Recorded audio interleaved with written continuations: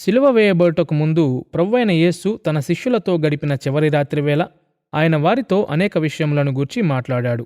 భవిష్యత్తు కొరకు అనగా ఆయన పట్టబడుట మరియు మరణము కొరకు మాత్రమేగాక ఆయన పరలోకమునకు ఆరోహణమగునప్పుడు జరుగు సంగతుల కొరకు కూడా వారిని సిద్ధపరచుట ఆయన కలిగియుండిన ముఖ్య లక్ష్యములలో ఒకటై ఉన్నది. మరియు ఆయన వెళ్ళిపోయిన తరువాత వారు బాగుంటారు అని చెప్పిన విషయము అత్యంత అద్భుతమైన విషయములలో ఒకటై ఉన్నది.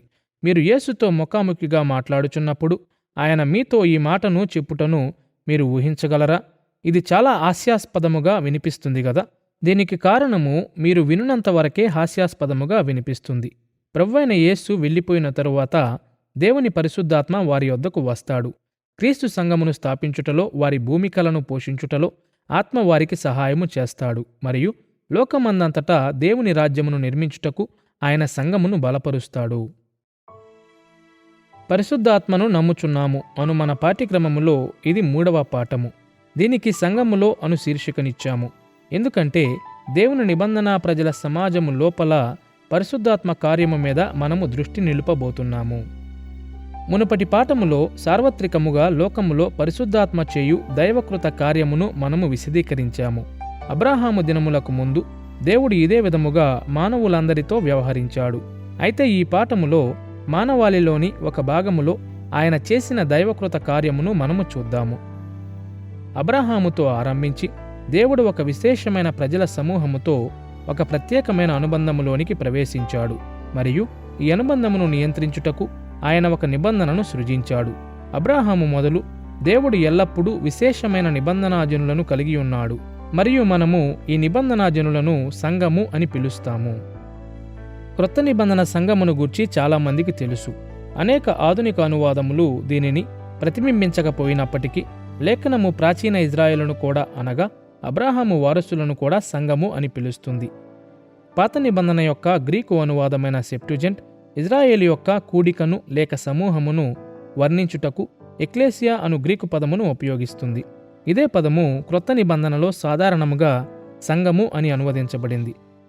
ద్వితీయోపదేశకాండము 9వ అధ్యాయం 10వ వచనము మరియు 31వ అధ్యాయం 30వ వచనము, న్యాయాధిపతుల గ్రంథం 20వ అధ్యాయం 2వ వచనము, మొదటి రాజుల గ్రంథము 8వ అధ్యాయం 14వ వచనము మరియు 22వ కీర్తన 22, 25 వచనాల వంటి చోట్ల సెప్టుజెంట్ ఈ పదమును ఇజ్రాయేలునకు పేరుగా ఉపయోగిస్తుంది. క్రొత్త నిబంధన కూడా అపోస్తలుల కార్యములు 7వ అధ్యాయము 28వ వచనములో ఇజ్రాయేలు దేశమును ఎక్లేసియా అని పిలుస్తుంది. మరియు మొదటి పేతురు పత్రిక 2వ అధ్యాయం 9వ వచనములో పేతురు సంఘమును వర్ణించిన విధానమును వినండి. అయితే మీరు ఏర్పరచబడిన వంశమును, రాజులైన యాజక సమూహమును, పరిశుద్ధ జనమును, దేవుని సొత్తైన ప్రజలునై ఉన్నారు. క్రొత్త నిబంధన సంఘమును గూర్చి మాట్లాడుతూ ఇజ్రాయేలు దేశమునకు ఇవ్వబడిన అనేక పాత నిబంధన పేర్లను ఉపయోగించి దానిని పిలుచుచున్నాడు.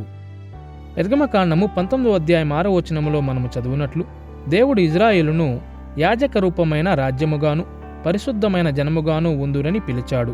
ద్వితీయోపదేశకాండము 7వ అధ్యాయం 6వ వచనములో ఇజ్రాయేలు దేవుడైన యెహోవాకు ప్రతిష్ఠిత జనము, దేవుడైన యెహోవా స్వకీయ జనముగా ఏర్పరచుకునిన జనము అని సంబోధించబడింది. మరియు యెషయా గ్రంథము 62వ అధ్యాయం 12వ వచనములో మనము ఇలా చదువుతాము: పరిశుద్ధ ప్రజలనియు యెహోవా విమోచించిన వారనియు వారికి పేరు పెట్టబడును.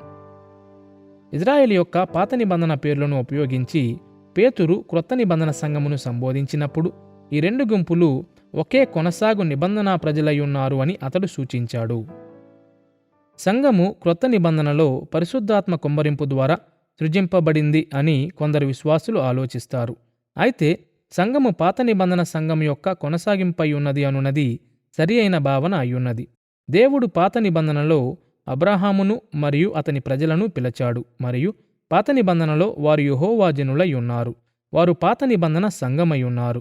ఇదే సంఘము మన దినములలో వ్యాపించబడి ఉన్నది మరియు యేసుక్రీస్తు యొక్క 2వ రాకడ వరకు కొనసాగుతుంది.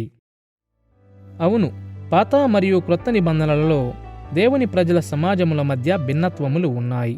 అయితే వారి మధ్య ఉన్న కొనసాగింపు పరిశుద్ధాత్మ కార్యమును అర్థము చేసుకునుటలో మనకు సహాయము చేస్తుంది. 2 నిబంధనలలో మరియు ఆ తరువాత చరిత్రలో దేవుని నిబంధనా ప్రజల మధ్య ఆత్మ యొక్క కార్యము మిగిలిన సృష్టి అంతటిలో ఆత్మకార్యమును మించినదిగా ఉన్నది. కాబట్టి ఈ పాఠములో మనము సంఘము అను పదమును ఉపయోగించున్నప్పుడు మనము పాత నిబంధన మరియు క్రొత్త నిబంధనా సమాజములను రెంటినీ మనసులో ఉంచుకుంటాము. సంఘములో పరిశుద్ధాత్మ యొక్క దైవకృత కార్యమును మనము 3 భాగములలో విభజించుదాము. మొదటిగా మనము ఆయన నిబంధనా కృపను చూద్దాము. రెండవదిగా మనము ఆయన ఇచ్చిన లేఖనము అను దైవకృతమును చూద్దాము. మూడవదిగా మనము ఆత్మీయ వరములను గూర్చి చర్చిద్దాము. ముందుగా పరిశుద్ధాత్మ యొక్క నిబంధనా కృపను చూద్దాము. పాత మరియు క్రొత్త నిబంధనలు రెంటిలో ఆయన సంఘముతో దేవుని యొక్క అనుబంధమును లేఖనము నిబంధన అని పిలుస్తుంది. నిబంధన అను పదము హెబ్రీ పదమైన బెరీత్ నుండి మరియు గ్రీకు పదమైన డియాతేకే నుండి అనువదించబడుతుంది. ప్రాచీన లోకము అంతర్జాతీయ ఒప్పందములను వర్ణించుటకు ఇవే పదములను ఉపయోగించేది. విశేషముగా తన ప్రజలతో దేవుని యొక్క నిబంధన అనుబంధము మహాచక్రవర్తులు లేక సుజరేన్లు మరియు వారిని సేవించిన సామంత రాజ్యముల మధ్య జరిగిన ప్రాచీన ఒప్పందములను పోలియున్నది. ప్రాచీన సుజరేన్ సామంత ఒప్పందములలో సాధారణముగా 3 లక్షణములు ఉండేవి. అవి సామంతరాజు పట్ల చక్రవర్తి యొక్క దయను వ్యక్తపరిచేవి. తన సామంత నుండి చక్రవర్తి ఆశించిన స్వామిభక్తిని అవి నిర్వచించేవి మరియు సామంత చూపు స్వామిభక్తి లేక స్వామిద్రోహము వలన కలుగు పరిణామాలను అవి వివరించేవి. ఈ ఒప్పందములు లేక నిబంధనలు అనేక తరముల పాటు కొనసాగినవి. తద్వారా సామంతల యొక్క వారసులు చక్రవర్తి యొక్క వారసులను సేవించుట కొనసాగించేవారు. ఇదే విధముగా దేవుని నిబంధనలు తన ప్రజల పట్ల ఆయన చూపు దయను నమోదు చేసేవి.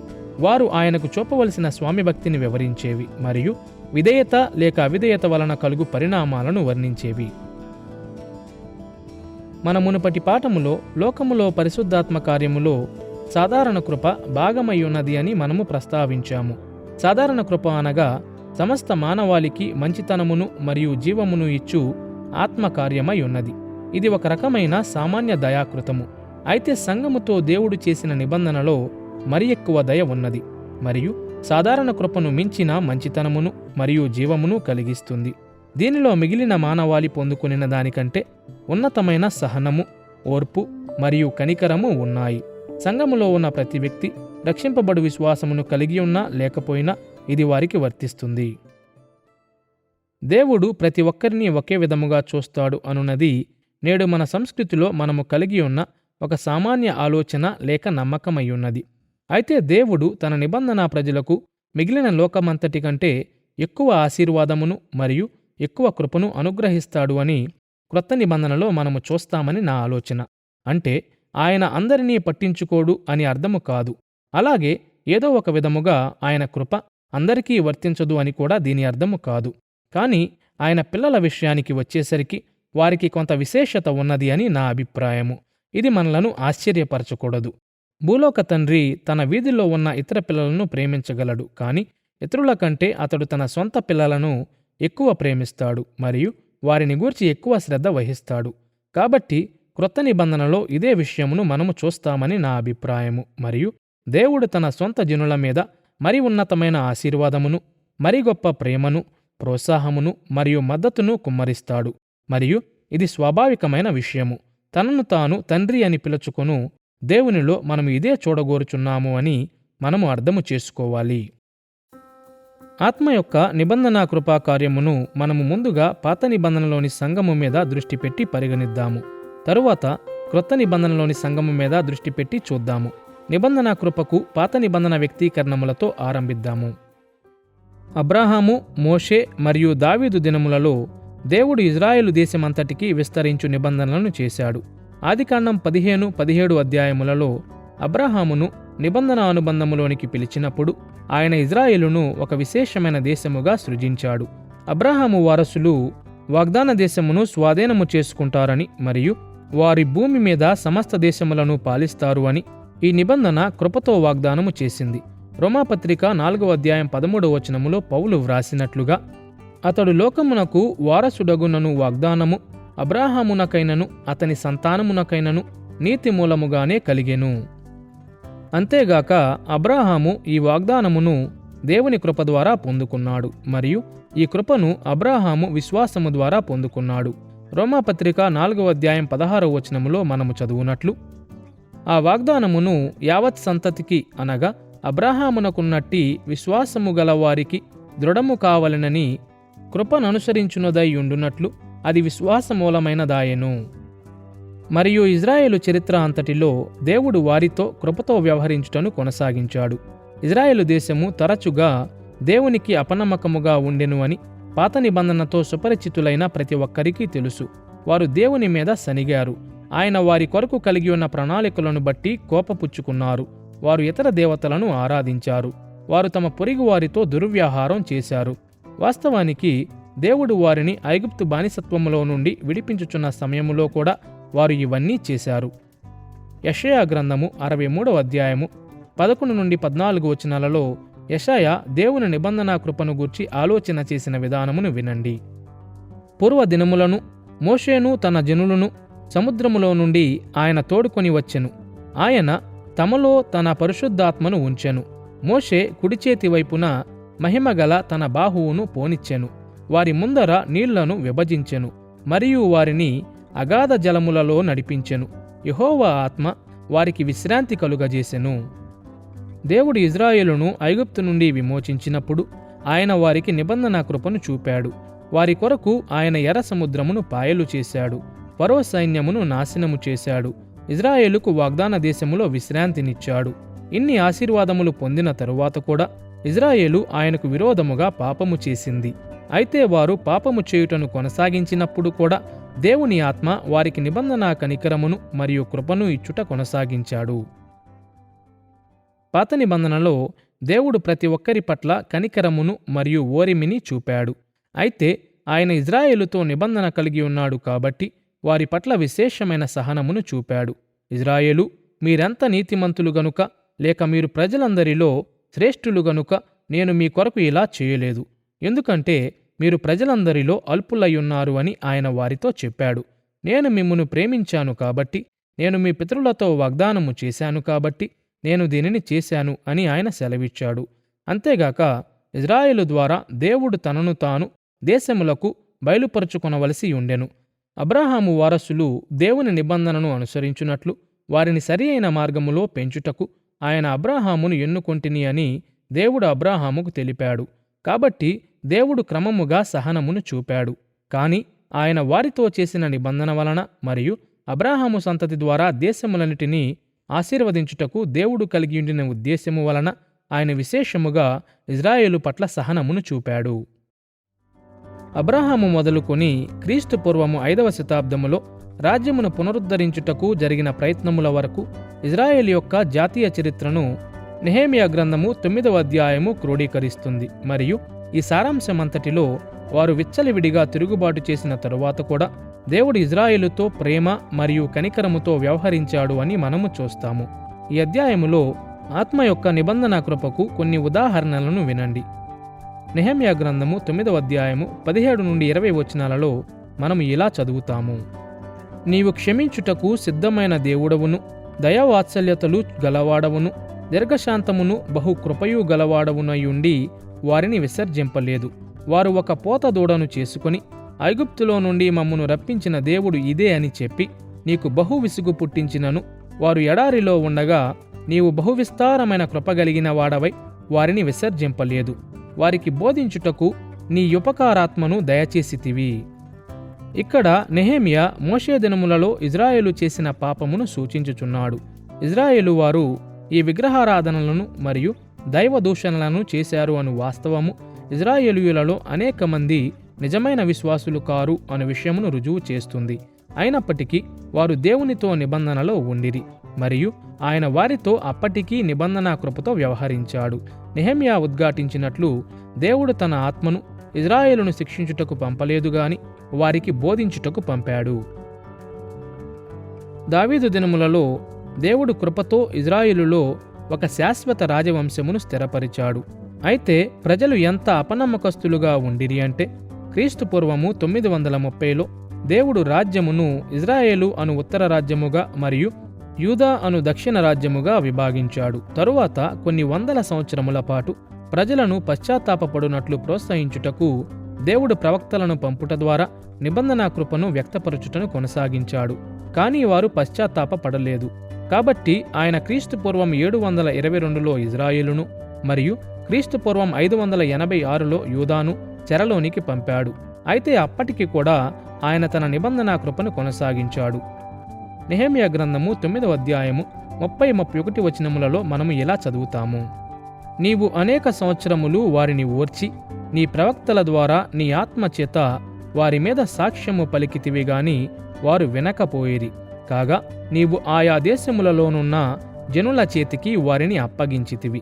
అయితే నీవు మహోపకారివై ఉండి వారిని బొత్తిగా నాశనము చేయకయు విడిచిపెట్టకయు ఉంటివి. నిజముగా నీవు కృపాకనికరములు గల దేవుడవై ఉన్నావు. నెహెమ్యా కాలములో రాజ్యమును పునరుద్ధరించుటకు చేయబడిన ప్రయత్నములు దేవుని నిబంధన కృపకు మరొక ఉదాహరణ అయ్యున్నవి. ప్రజలు అపనమ్మకత్వములో కొనసాగారు కాబట్టి ఈ ప్రయత్నములు విఫలమయ్యాయి. కానీ దేవుని కృప స్థిరముగా నిలిచియుండినది. తద్వారా ఆయన దేశమును తరువాత 5 శతాబ్దముల పాటు భద్రపరిచాడు మరియు కొనసాగించాడు. మరియు ఆయన మెస్సయ్య లేక క్రీస్తునందు విశ్వాసము ద్వారా పునరుద్ధరిస్తాను అని వాగ్దానము చేశాడు. జకర్యా గ్రంథము 12వ అధ్యాయము 10వ వచనము ఈ రానున్న రక్షణను వర్ణించు విధానమును వినండి. దావీదు సంతతి వారి మీదను యెరూషలేము నివాసుల మీదను కరుణ నొందించు ఆత్మను, విజ్ఞాపన చేయు ఆత్మను నేను కుమ్మరించెదను. కొన్ని అనువాదములు ఇక్కడ ఆత్మ అను మాటకు బదులుగా ఒక ఆత్మ అను పదమును ఉపయోగిస్తాయి. అయితే కుమ్మరించెదను లేక హెబ్రీ భాషలో షఫాక్ అను క్రియాపదము ఆత్మ అను మాటతో కలిపి ఉపయోగించబడినది మరియు ఇది సాధారణముగా దేవుని ఆత్మను సూచిస్తుంది. ఇవే ఆలోచనలను మనము యెషయా గ్రంథము 32వ అధ్యాయం 15వ వచనము మరియు 44వ అధ్యాయం 3వ వచనము, యెహెజ్కేలు గ్రంథము 39వ అధ్యాయం 29వ వచనము మరియు యోవేలు గ్రంథము 2వ అధ్యాయము 28-29 వచనాలలో చూస్తాము. ప్రాచీన ఇజ్రాయేల్ యొక్క చరిత్ర వైఫల్యము మరియు నిరీక్షణతో నిండియున్నది. దేవుని నిబంధన వాగ్దానములు ఇజ్రాయేలు యొక్క అంతిమ విజయమును నిశ్చయపరిచాయి. అయితే ఇజ్రాయేలు తరచుగా తరము వెంబడి తరము దేవుని మీద తిరుగుబాటు చేయుట, వారు అవిధేయతకు కలుగు పరిణామాలను ఎదుర్కొనుటకు దారితీసింది. ఇజ్రాయేలు రాజ్యము రెండుగా విభజించబడింది మరియు 2 భాగములు తాము చేసిన పాపమును బట్టి చెరలోనికి ఈడ్వబడినవి. వారి చెర ముగిసిన తరువాత వారి పునరుద్ధరణ ప్రయత్నములు విఫలమయ్యాయి. ఎందుకంటే వారిని విమోచించిన వానికి వారు నమ్మకముగా ఉండలేకపోయారు. అయినను దేవుని నిబంధన కృప బలముగా నిలిచియుండినది మరియు ఆ కృపలో తన నిబంధనా దేశమును విమోచించుటకు ఆయన తుదకు యేసును పంపాడు. ఆ దేశములో కొందరు ఆయనను మెస్సయ్యగా స్వీకరించి ఆదిమ సంఘములోని సభ్యులయ్యారు. పాత నిబంధనలో ఆత్మ సంఘముతో దైవకృతముతో వ్యవహరించిన విధానమును మనసులో ఉంచుకుని ఇప్పుడు క్రొత్త నిబంధనలోని నిబంధనా కృప వైపుకు మన దృష్టిని త్రిప్పుదాము. పాత నిబంధనలోని సంఘము వలెనే క్రొత్త నిబంధన సంఘములో విశ్వాసులు మరియు అవిశ్వాసులు ఉన్నారు మరియు పాత నిబంధనలో వలెనే సంఘ సమాజము అంతా దేవునితో నిబంధనలో ఉన్నది. ఇందుమూలముగానే క్రొత్త నిబంధన సంఘములో ఉన్న అవిశ్వాసులను గూర్చి తరచుగా ప్రస్తావిస్తూ ఉంటుంది. ఉదాహరణకు మత్తయి సువార్త 13వ అధ్యాయము 24-30 వచనాలలో గురుగులు మరియు గోధుమలను గూర్చి యేసు చెప్పిన ఉపమానము సంఘములో అవిశ్వాసులు ఉంటారని ఊహిస్తుంది మరియు విశ్వాసులమని చెప్పుకుని వారు కూడా రక్షింపబడని అవకాశము ఉంటుంది అని అది హెచ్చరిస్తుంది. గలతీ పత్రిక 5వ అధ్యాయం 4వ వచనంలో ధర్మశాస్త్రము ద్వారా నీతిమంతులుగా తీర్చబడుటకు ప్రయత్నించువారు కృపకు దూరము చేయబడతారు అని పౌలు చెబుతున్నాడు. 1 తిమోతి పత్రిక 1వ అధ్యాయము 19-20 వచనములు విశ్వాసమును ఓడబద్దలై సాతాను చేతికి అప్పగించబడిన కొందరిని గూర్చి మాట్లాడుతాయి. పరిశుద్ధాత్మలో పాలివారైన వారు కూడా దారి తప్పి నశించిపోయే ప్రమాదము ఉన్నదని హెబ్రీ పత్రిక 6వ అధ్యాయము 4-6 వచనాలు హెచ్చరిస్తున్నాయి. ఈ ఆలోచనలు అన్నీ పాత మరియు క్రొత్త నిబంధనలలోని సంఘము మధ్య కొనసాగింపుగా ఉన్నాయి. హెబ్రీ పత్రిక 10వ అధ్యాయము 26-29 వచనములు సంఘములో ఉన్న అవిశ్వాసులను గూర్చి మాట్లాడు విధానమును వినండి. మనము సత్యమును గూర్చి అనుభవ జ్ఞానము పొందిన తరువాత బుద్ధిపూర్వకముగా పాపము చేసిన ఎడల పాపములకు బలి ఇకను ఉండదు. ఎవడైనను మోషే ధర్మశాస్త్రమును నిరాకరించిన ఎడల కనికరింపకుండా వాని చంపుదురు. ఇట్లుండగా దేవుని కుమారుని పాదములతో త్రొక్కి తాను పరిశుద్ధపరచబడుటకు సాధనమైన నిబంధనా రక్తమును అపవిత్రమైనదిగా ఎంచి కృపకు మూలమగు ఆత్మను తిరస్కరించినవాడు ఎంత ఎక్కువైన దండనకు పాత్రుడుగా ఎంచబడునని మీకు తోచును. సంఘములో నిశ్చయముగా అవిశ్వాసులు ఉంటారు మరియు వారు తుదకు దేవుని తీర్పును ఎదుర్కొంటారు. అయితే దీనికి ముందు వారు నిబంధనా కృపను పొందుకుంటారు. వారికి సత్యమును గూర్చి అనుభవ జ్ఞానము ఉన్నది. వారు నిబంధన రక్తము ద్వారా శుద్ధి చేయబడ్డారు మరియు కృపకు మూలమగు ఆత్మే వారికి పరిచర్య చేస్తుంది. మన సంఘములలోని ప్రజలందరూ విశ్వాసులయ్యున్నారు అని నేను ఆశించుచున్నాను. అయితే మన విశ్వాసము ఎలా ఉన్నను మనము దేవునితో నిబంధనలో ఉన్నాము అను వాస్తవము పరిశుద్ధాత్మ మనకు కొంత పరిమాణములో నిబంధనా కృపను అనుగ్రహిస్తాడు అను అర్థమునిస్తుంది. ఇది రక్షించు కృప కాదు. ఆ కృప విశ్వాసుల కొరకు ఏర్పాటు చేయబడి ఉన్నది. అయినను ఇది కూడా కృప అయ్యున్నది. అయినప్పటికీ మనము అయోగ్యులమయ్యున్నప్పుడు కూడా దేవుడు చూపు అనుగ్రహము మన జీవితములను అభివృద్ధి చేసి మనము రక్షింపబడు అవకాశమును ఇస్తుంది. రక్షింపబడని వారు దేవునితో నిబంధనలో ఉండుట నుండి ప్రయోజనమును పొందుతారు. అనగా వారు దృశ్యమైన సంఘములో పేరు కొరకు సభ్యులయ్యున్నారు అని అర్థము. మరియు దృశ్యమైన సంఘములో దేవుడు వాక్య బోధన ద్వారా, బాప్తిస్మము మరియు ప్రభువు బల్లాను సంస్కారములను ఆచరించుట ద్వారా తన స్వభావమును కనుపరుస్తాడు. ఈ ఆచారములను పాటించుట ద్వారా, వారికి బోధింపబడిన వాక్యమును వినుట ద్వారా ఈ ప్రజలు ప్రయోజనమును పొందుతారు. సంఘ నాయకులు వారికి ఇచ్చు సేవలను వారు పొందుకుంటారు. అంతేకాదుగాని దృశ్యమైన సంఘములో కొన్ని నిగూఢమైన రీతులలో దేవుడు తన ప్రజలను సంరక్షిస్తాడు అని కూడా నేను చెబుతాను. వారు అపాయమును ఎదుర్కొన్న విషయముల నుండి ఆయన వారిని కాపాడుతాడు. కాబట్టి వారు ఆయనకు జవాబుదారులై ఉంటారు. ఒక దినమున వారు అనేక విషయములకు జవాబు ఇవ్వవలసి ఉంటుంది. అయితే అప్పటి వరకు వారు ఈ అద్భుతమైన ధన్యతలను ఆస్వాదిస్తారు. మరియు నా ఆలోచన ప్రకారం దేవుడు అన్ని విధములుగా వారిని చేరుటకు ప్రయత్నించుచున్నాడు, వారికి బోధించుచున్నాడు, వారికి సువార్తను అందించుచున్నాడు, ఆయనను నమ్ముటకు మరియు ఆయనను అనుసరించుటకు అవకాశములను ఇచ్చుచున్నాడు. మరియు వారు రక్షింపబడిన వారుగా ఉన్నప్పటికీ దేవునితో నిబంధనలో ఉండుట అద్భుతమైన ఆశీర్వాదమయ్యున్నది అని కూడా నేను ఖచ్చితముగా చెబుతాను. ఉదాహరణకు సంఘములో భాగమయ్యున్న ప్రతి ఒక్కరికి క్రమము తప్పక సువార్త అందజేయబడుతుంది. వారు మారు మనసు పొంది రక్షింపబడుటకు తరుణము కూడా ఇవ్వబడుతుంది. దేవుడు సంఘము కొరకు సామూహికముగా ఇచ్చు కృపను, అనగా మన విరోధుల నుండి కాపుదలను, మన భూలోక అవసరతలను తీర్చుటను, మన పాపములకు భూలోక శిక్ష విషయమునకు వచ్చినప్పుడు దీర్ఘశాంతమును కనుపరచు వాటి వంటిని మనమంతా పంచుకొనుచున్నాము. అపోస్తులుల కార్యములు 9వ అధ్యాయము 31వ వచనములో ఆదిమ సంఘము యొక్క ఒక ఉదాహరణను పరిగణించండి. అక్కడ ఇలా వ్రాయబడి ఉన్నది: కావున యూదయ, గలిలయ, సమరయ దేశములందంతటా సంఘము క్షేమాభివృద్ధి నొందుచు సమాధానము కలిగి ఉండెను. మరియు ప్రభువునందు భయమును పరిశుద్ధాత్మ ఆదరణయు కలిగి నడుచుకునుచు విస్తరించుచుండెను. ఆత్మ కృపతో మన పాపములను కట్టడి చేసి మనందరికీ కొంతవరకు సమాధానమును, బలమును మరియు ప్రోత్సాహమును అనుగ్రహిస్తాడు. అంతేగాక సంఘం యొక్క సహవాసము ద్వారా పరిశుద్ధాత్మ సంఘములో ఉన్న ప్రతి ఒక్కరికి పరిచర్య చేస్తాడు. దానిలో సభ్యులంతా ప్రేమించుటకు, ఒకరికొకరు మద్దతునిచ్చి సహాయము చేసుకునుటకు బలపరుస్తాడు మరియు పురికొల్పుతాడు. ఉదాహరణకు నిబంధన కృపలో అపోస్తుల కార్యములు 2వ అధ్యాయం 44వ వచనము మరియు 2వ కొరింథీ పత్రిక 9వ అధ్యాయము 13-14 వచనములలో మనము చూచున్నట్లు సంఘము వస్తువులను మరియు ధనమును పంచిపెట్టుకునుట కూడా భాగమై ఉన్నది. మరియు ఎఫెసీ పత్రిక 4వ అధ్యాయం 3వ వచనములో పౌలు వ్రాసినట్లు మనము ఒకరితో ఒకరము పంచుకొను ఐక్యత మరియు సమాధానము కూడా దీనిలో భాగమై ఉన్నది. ఈ పాఠములోని తరువాత భాగములలో మనము చూడబోవుచున్నట్లు దీనిలో ఆత్మ యొక్క ఇతర కృపగల పరిచర్యలు కూడా భాగమై ఉన్నవి. సంఘములో పరిశుద్ధాత్మ నిబంధన కృప ద్వారా చేయు దైవకృత కార్యములను మనము పరిగణించాము. కాబట్టి ఆయన ఇచ్చిన లేఖనము అను దైవకృతమును ఇప్పుడు మనము చూద్దాము. లేఖనము అనేక మంది మానవులకు అందుబాటులో ఉన్నది. అయితే లేఖనము మానవాళి అంతటికీ బయలుపరచబడలేదు అని గుర్తించుట ప్రాముఖ్యమై ఉన్నది. అది విశేషముగా దేవుని నిబంధనా సమాజమునకు, అనగా క్రీస్తు సంఘమునకు ఇవ్వబడింది. లేఖనము యొక్క దైవ ప్రేరిత మానవ రచయితలుగా పరిశుద్ధాత్మ తన నిబంధనా సమాజములోని ప్రజలను ఎన్నుకున్నాడు. పాత మరియు క్రొత్త నిబంధనలలో వారు తమ రచనలను సంఘమునకు అందించారు.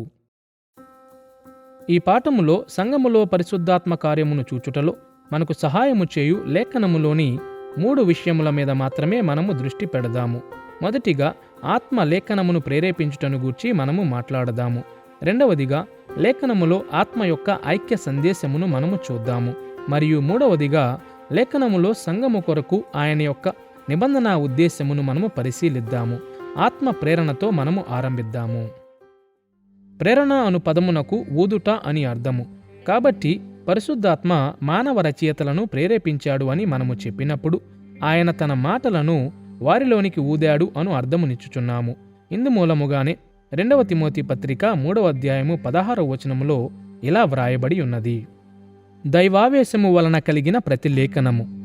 పరిశుద్ధాత్మ లేఖన రచనలను ప్రేరేపించిన విధానమును గూర్చి, పరిశుద్ధాత్మ మరియు మానవ రచయితలు పోషించిన పాత్రలను గూర్చి పండితులు విభిన్నమైన అభిప్రాయములను కలిగి ఉన్నారు. అయితే సాధారణముగా ఈ అభిప్రాయములను 3 విభాగములలో మనము చూడవచ్చు. అనేక విమర్శనాత్మక వ్యాఖ్యాతలు మనము కాల్పనిక ప్రేరణ అని పిలుచు దానిని హత్తుకుంటారు. ఒక గొప్ప ఆలోచన లేక అద్భుతమైన దృశ్యమును చూచుట ద్వారా ఒక కళాకారుడు ప్రేరేపించబడి విధముగానే పరిశుద్ధాత్మ మానవ రచయితలను వ్రాయుటకు ప్రేరేపించాడు అని వారు నమ్ముతారు. ఈ భావనలో వాస్తవానికి పరిశుద్ధాత్మ లేఖనములోని మాటలను నియంత్రించలేదు లేక పర్యవేక్షించలేదు. కాబట్టి లేఖనమును వాస్తవానికి దాని యొక్క మానవ రచయితలే వ్రాశారు. అనేక మంది సాంప్రదాయిక క్రైస్తవులు మనము అనాలోచిత ప్రేరణ అని పిలుచు అభిప్రాయమును హత్తుకుంటారు. ఈ దృష్టికోణములో పరిశుద్ధాత్మ మానవ రచయితలను ఎంతగా నియంత్రించాడు అంటే వీరికి లేఖనములో ఎలాంటి సృజనాత్మక పాలుపంపులు లేవు. ఈ అభిప్రాయమును కొన్నిసార్లు చెప్పి వ్రాయించడం అని కూడా అంటారు. ఎందుకంటే ఇది మానవ రచయితలను ఆత్మ వారికి చెప్పిన ఖచ్చితమైన మాటలను వ్రాసిన సహాయకులుగా మాత్రమే చూస్తుంది. కాల్పనిక మరియు అనాలోచిత ప్రేరణకు భిన్నముగా బైబిలు మనము కర్బన సంబంధమైన ప్రేరణ అని పిలుచు దానిని ప్రతిపాదిస్తుంది. దీనిని కర్బన సంబంధమైన అని ఎందుకు పిలుస్తారు అంటే ఇది లేఖనం యొక్క మానవ రచయితల యొక్క స్వాభావిక రచనా ప్రక్రియలను, వారి సొంత ఆలోచనలు, పదములు మరియు వ్యక్తిత్వములను ఉపయోగిస్తుంది. కాబట్టి ఇది అనాలోచితమైనది కాదు. అయితే ఇది కాల్పనిక ప్రేరణ కూడా కాదు. ఎందుకంటే పరిశుద్ధాత్మ తనకు నచ్చిన విషయములు వ్రాయునట్లు వారి రచనలను నడిపించాడు అని మరియు అది వారు తప్పిదములు చేయకుండా నివారించింది అని ఇది తెలియజేస్తుంది. 2వ పేతురు పత్రిక 1వ అధ్యాయము 20-21 వచనాలలో పేతురు ప్రేరణను వివరించిన విధానమును వినండి. ఏమనగా, ఒకడు తన ఊహను బట్టి చెప్పుట వలన లేఖనములో ఏ ప్రవచనమును పుట్టదని మొదట గ్రహించుకొనవలెను. ఏలయనగా ప్రవచనము ఎప్పుడునూ మనుష్యుని ఇచ్చను బట్టి కలుగలేదుగాని మనుష్యులు పరిశుద్ధాత్మ వలన ప్రేరేపింపబడిన వారై దేవుని మూలముగా పలికిరి. లేఖనం యొక్క మానవ రచయితల యొక్క పాత్రను లేక చిత్తమును కూడా పేతురు తిరస్కరించలేదు. లేఖనము పరిశుద్ధాత్మ ద్వారా కలిగినది అని మరియు పరిశుద్ధాత్మ వారి రచనలను నడిపించాడు అని మాత్రమే అతడు చెబుతున్నాడు. ఈ భావనలో పరిశుద్ధాత్మ నిజముగా లేఖనము యొక్క రచయిత అయ్యున్నాడు గాని కేవలం పురికొల్పువాడు మాత్రమే కాదు. మనము ఇవే అభిప్రాయములను 2వ సమూయేలు గ్రంథము 23వ అధ్యాయము 2వ వచనము, అపోస్తుల కార్యములు 1వ అధ్యాయం 16వ వచనం మరియు 4వ అధ్యాయం 25వ వచనము మరియు హెబ్రీ పత్రిక 3వ అధ్యాయం 7వ వచనం వంటి వాక్య భాగములలో కూడా చూస్తాము. మరొక వైపున ఇతర బైబిల్ రచయితలు కూడా వారి రచనలలో తమ సొంత వ్యక్తిగత పాలుపంపులను మరియు తోడ్పాటులను సూచిస్తారు. లూకా సువార్త 1వ అధ్యాయం 3వ వచనములో లూకా తన పనిని వర్ణించిన విధానమును వినండి. గనుక నీకు ఉపదేశించబడిన సంగతులు నిశ్చయముగా జరిగినవని నీవు తెలుసుకొనుటకు వాటన్నిటినీ మొదటి నుండి తరచి పరిష్కారముగా తెలుసుకొని ఉన్న నేనును నీ పేరట వాటిని గూర్చి వరసుగా రచించుట యుక్తమని ఎంచితిని. తన రచనలో పరిశుద్ధాత్మ యొక్క పాలుపంపులను లూకా తిరస్కరించలేదు. అతడు తన సొంత అవగాహనతో వ్రాశాడు అని, తాను చేసిన పరిశోధన ఆధారముగా విషయములను నమోదు చేశాడు అని మాత్రం అతడు స్పష్టము చేస్తున్నాడు అంతే. ఈ భావనలో లూకా మరియు లేఖనం యొక్క ఇతర మానవ రచయితలు గ్రంథకర్తలై ఉన్నారు గాని కేవలము చెప్పి వ్రాయించడములో సహాయకులుగా మాత్రమే లేరు. పరిశుద్ధాత్మ మరియు మానవ రచయితలు అనగా లేఖనం యొక్క రచయితలు కర్బన సంబంధమైన ప్రేరణలో కలిసి పనిచేస్తారు. బైబిలు రచయిత వ్రాయుచుండగా పరిశుద్ధాత్మ వారితో కలిసి ముందుకు నడిపించుచున్నాడు మరియు ఇప్పుడు మనము దేవుని వాక్యము అని పిలుచు దానిని వ్రాయుటకు బైబిలు రచయితను పురికొల్పుచున్నాడు. కాబట్టి దీనిలో ఒక కలయిక ఉన్నది, ఒక ఐక్యత ఉన్నది. రచనా ప్రక్రియను నడిపించు పరిశుద్ధాత్మ మరియు మోషే లేక యెషయా లేక పౌలు వంటి లేఖన వాస్తవిక రచయితలు అయిన బైబిలు గ్రంథకర్తల యొక్క కలయిక ఉన్నది. ఒక సహకార కృషి జరుగుతుంది. తద్వారా ఆత్మ మరియు బైబిలు రచయితలు కలిసి లేఖనమును వ్రాశారు. ఇప్పుడు లేఖనమంతా కర్బన సంబంధమైన ప్రేరణ కలిగి ఉన్నప్పటికీ ఆత్మ మానవ రచయితలతో అనేక విధములుగా కార్యము చేశాడు అని మనము ఒప్పుకోవాలి. బైబిలులోని కొన్ని భాగములు చెప్పి వ్రాయించబడినవిగా ఉన్నట్లు అనిపిస్తాయి. ఉదాహరణకు యెషయా గ్రంథము 6వ అధ్యాయము 9-10 వచనాలలో ఏమి చెప్పాలో దేవుడు యెషయాకు తెలియపరిచాడు. మరియు నిర్గమకాండము 31వ అధ్యాయము 18వ వచనములో మనము చదువునట్లు దేవుడు స్వయంగా తన హస్తములతో 10 ఆజ్ఞలను వ్రాశాడు అని మోషే చెబుతున్నాడు. అయినను లేఖన గ్రంథములు దేవుడు చేసిన మరియు చెప్పిన విషయములను గూర్చిన నివేదికలై ఉన్నాయని మనము గుర్తించుకోవాలి. అవి ఈ సన్నివేశములను నమోదు చేయుటకు మానవ రచయితలు వ్రాసిన గ్రంథములై ఉన్నవి. కేవలము దేవుని నుండి వచ్చిన పలుకులు మాత్రమే కలిగి ఉన్న గ్రంథము లేఖనములో ఒకటి కూడా లేదు. లేఖనములోని మరికొన్ని భాగములు కాల్పనిక ప్రేరణకు దగ్గరగా ఉన్నట్లు అనిపిస్తాయి. ఇవి రచయితలు భూలోక విషయములను పరిగణించిన జ్ఞాన సాహిత్య గ్రంథములు. ఉదాహరణకు సామెతల గ్రంథము 30వ అధ్యాయము 25-28 వచనములు చీమలు, చిన్న కుందేళ్లు, మిడతలు మరియు బల్లి యొక్క అనుదిన జీవితములను గూర్చి మాట్లాడతాయి. వేసవిలో చీమలు ఆహారమును సమకూర్చుకుంటాయి అను జ్ఞానము పరిశుద్ధాత్మ అనుగ్రహిస్తే మాత్రమే లభిస్తుంది అని ఎవరూ వాదించరు. అయినను లేఖనము 2 విషయములను కనుపరుస్తుంది. ఒకటి, లేఖనము యొక్క మానవ రచయితలు ఆత్మ చెప్పిన మాటలను వ్రాయు సహాయకులు మాత్రమే కాదు. మరియు 2, అప్పుడప్పుడు కాల్పనిక ప్రేరణ వలె అనిపించినప్పటికీ కూడా సంఘమునకు దేవుని వాక్యమును బయలుపరచుటలో మరియు ఆయన యొక్క ప్రేరేపిత మానవ రచయితల ద్వారా సంఘము కొరకు దానిని నమోదు చేయుటలో పరిశుద్ధాత్మ ఎల్లప్పుడూ అన్యోన్యముగా పాలు పంచుకుంటాడు. పరిశుద్ధాత్మ లేఖనమును ప్రేరేపించిన విధానమును చూశాము కాబట్టి బైబిలులో ఆయన యొక్క ప్రాథమిక సందేశమును గూర్చి ఇప్పుడు మనము మాట్లాడదాము. లేఖనం యొక్క కేంద్ర సందేశమును మనము అనేక విధములుగా వర్ణించవచ్చు. ఒక విధముగా దానిని మనము మానవ సృష్టి, పాపములోనికి పతనము, విమోచన మరియు అంతిమ మహిమపరచబడు చరిత్రగా చూడవచ్చు. లేక దేవుని పట్ల మానవ నమ్మకము మరియు బాధ్యతను గూర్చి మాట్లాడుతూ మరింత క్రమబద్ధమైన పద్ధతిని మనము అనుసరించవచ్చు. వెస్ట్మినిస్టర్ షార్టర్ క్యాటకిజంలోని 3వ జవాబు చెబుతున్నట్లు, దేవుని గూర్చి మరియు మానవుని నుండి దేవుడు ఆశించు బాధ్యతను గూర్చి మానవుడు ఏమి నమ్మాలో లేఖనములు ప్రధానముగా బోధించుచున్నాయి. లేక బైబిల్ యొక్క కేంద్ర సందేశమును మనము దేవుని కొరకు ప్రేమ మరియు పొరుగువాని కొరకు ప్రేమను గూర్చి యేసు చెప్పిన మాటల దృష్ట్యా క్రోడీకరించవచ్చు. మత్తయి సువార్త 22వ అధ్యాయము 37-40 వచనాలలో యేసు ఇలా బోధించాడు. అందుకాయన నీ పూర్ణ హృదయముతోనూ, నీ పూర్ణాత్మతోనూ, నీ పూర్ణ మనస్సుతోనూ నీ దేవుడైన యెహోవాను ప్రేమింపవలెననున్నదియే ఇది ముఖ్యమైనదియు మొదటిదియునైన ఆజ్ఞ. నిన్ను వలె నీ పొరుగువాని ప్రేమింపవలెనను 2వ ఆజ్ఞయు దాని వంటిదే. ఈ 2 ఆజ్ఞలు ధర్మశాస్త్రమంతటికిని ప్రవక్తలకును ఆధారమయ్యున్నవని అతనితో చెప్పెను. యేసు ధర్మశాస్త్రము మరియు ప్రవక్తలు అని చెప్పినప్పుడు ఆయన పాత నిబంధన లేఖనములన్నిటినీ సూచించాడు. కాబట్టి మనము పాత నిబంధనను పరిణామముగా క్రొత్త నిబంధనను కూడా 2 గొప్ప ఆజ్ఞలను ఉపయోగించి క్రోడీకరించవచ్చు. అయితే లేఖనములో పరిశుద్ధాత్మ యొక్క ప్రధానమైన సందేశమును గూర్చి మనము మాట్లాడినప్పుడు మన మనస్సులో మరొక విషయము ఉంటుంది. అది ఈ సారాంశములన్నిటినీ కలిగి ఉన్నదై ఉంటుంది. ఈ సారాంశములన్నీ పూర్తిగా నిబంధన ఆధారితమైనవి అను విషయమును ఆధునిక పాఠకులు చూడలేకపోతారు. మరియు ఇది పరిశుద్ధాత్మ సంఘమునకు ఇచ్చు అత్యంత ప్రాముఖ్యమైన సందేశమై ఉన్నది. లేఖనము ప్రధానముగా ఒక నిబంధనా పత్రమై ఉన్నది. ఆయనతో మన అనుబంధమును నిర్వచించు మరియు వర్ణించు విధానములలో అది దేవుని ఆయన నిబంధనా ప్రజలకు బయలుపరుస్తుంది. అది మన పట్ల ఆయన కలిగి ఉన్న నిబంధనా దయను నమోదు చేస్తుంది. అది ఆయన మన యొద్ద నుండి ఆశించు మానవ స్వామి భక్తిని వివరిస్తుంది. అది మన అంతిమ రక్షణ లేక శిక్షతో సహా మన విధేయత లేక అవిధేయత యొక్క పరిణామాలను తెలియజేస్తుంది. ఏదో ఒక విధముగా లేఖనములోని ప్రతి వాక్య భాగము మౌలిక నిబంధనా బాధ్యతలను నెరవేర్చుతుంది. ఉదాహరణకు మానవాళి యొక్క సృష్టి, పతనము, విమోచన మరియు మహిమపరచబడుటను గూర్చిన వృత్తాంతమును వేదాంతవేత్తలు చెప్పునప్పుడు వారు దానిని ప్రతి యుగముకు అనుసంధానముగా ఇవ్వబడిన పలు నిబంధన నిర్వహణలను ఉపయోగించి చెబుతారు.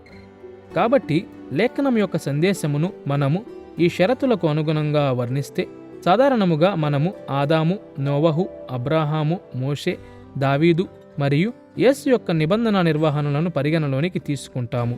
మరియు ఈ నిర్వహణలలో ప్రతిదీ దేవునితో నిబంధనలో ఉండుట యొక్క అర్థమును మనకు బోధిస్తుంది.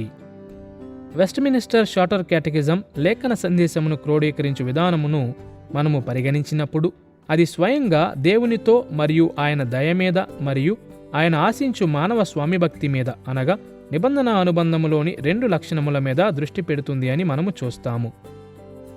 మత్తయి సువార్త 22వ అధ్యాయములో యేసు చేసిన విధముగా బైబిల్ సందేశమును మనము క్రోడీకరించుటకు ప్రయత్నించినప్పుడు మనము నిశ్చయముగా దాని యొక్క నిబంధన స్వభావమును గుర్తించకుండా ఉండలేము.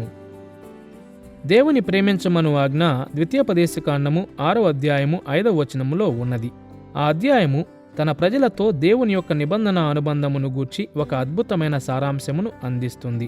మొదటిగా దేవుడు వారితో చేసిన వాగ్దానముల ప్రకారం వారు దేవుని నిబంధన జనులై ఉన్నారని ఇది ఇజ్రాయేలుకు జ్ఞాపకము చేస్తుంది.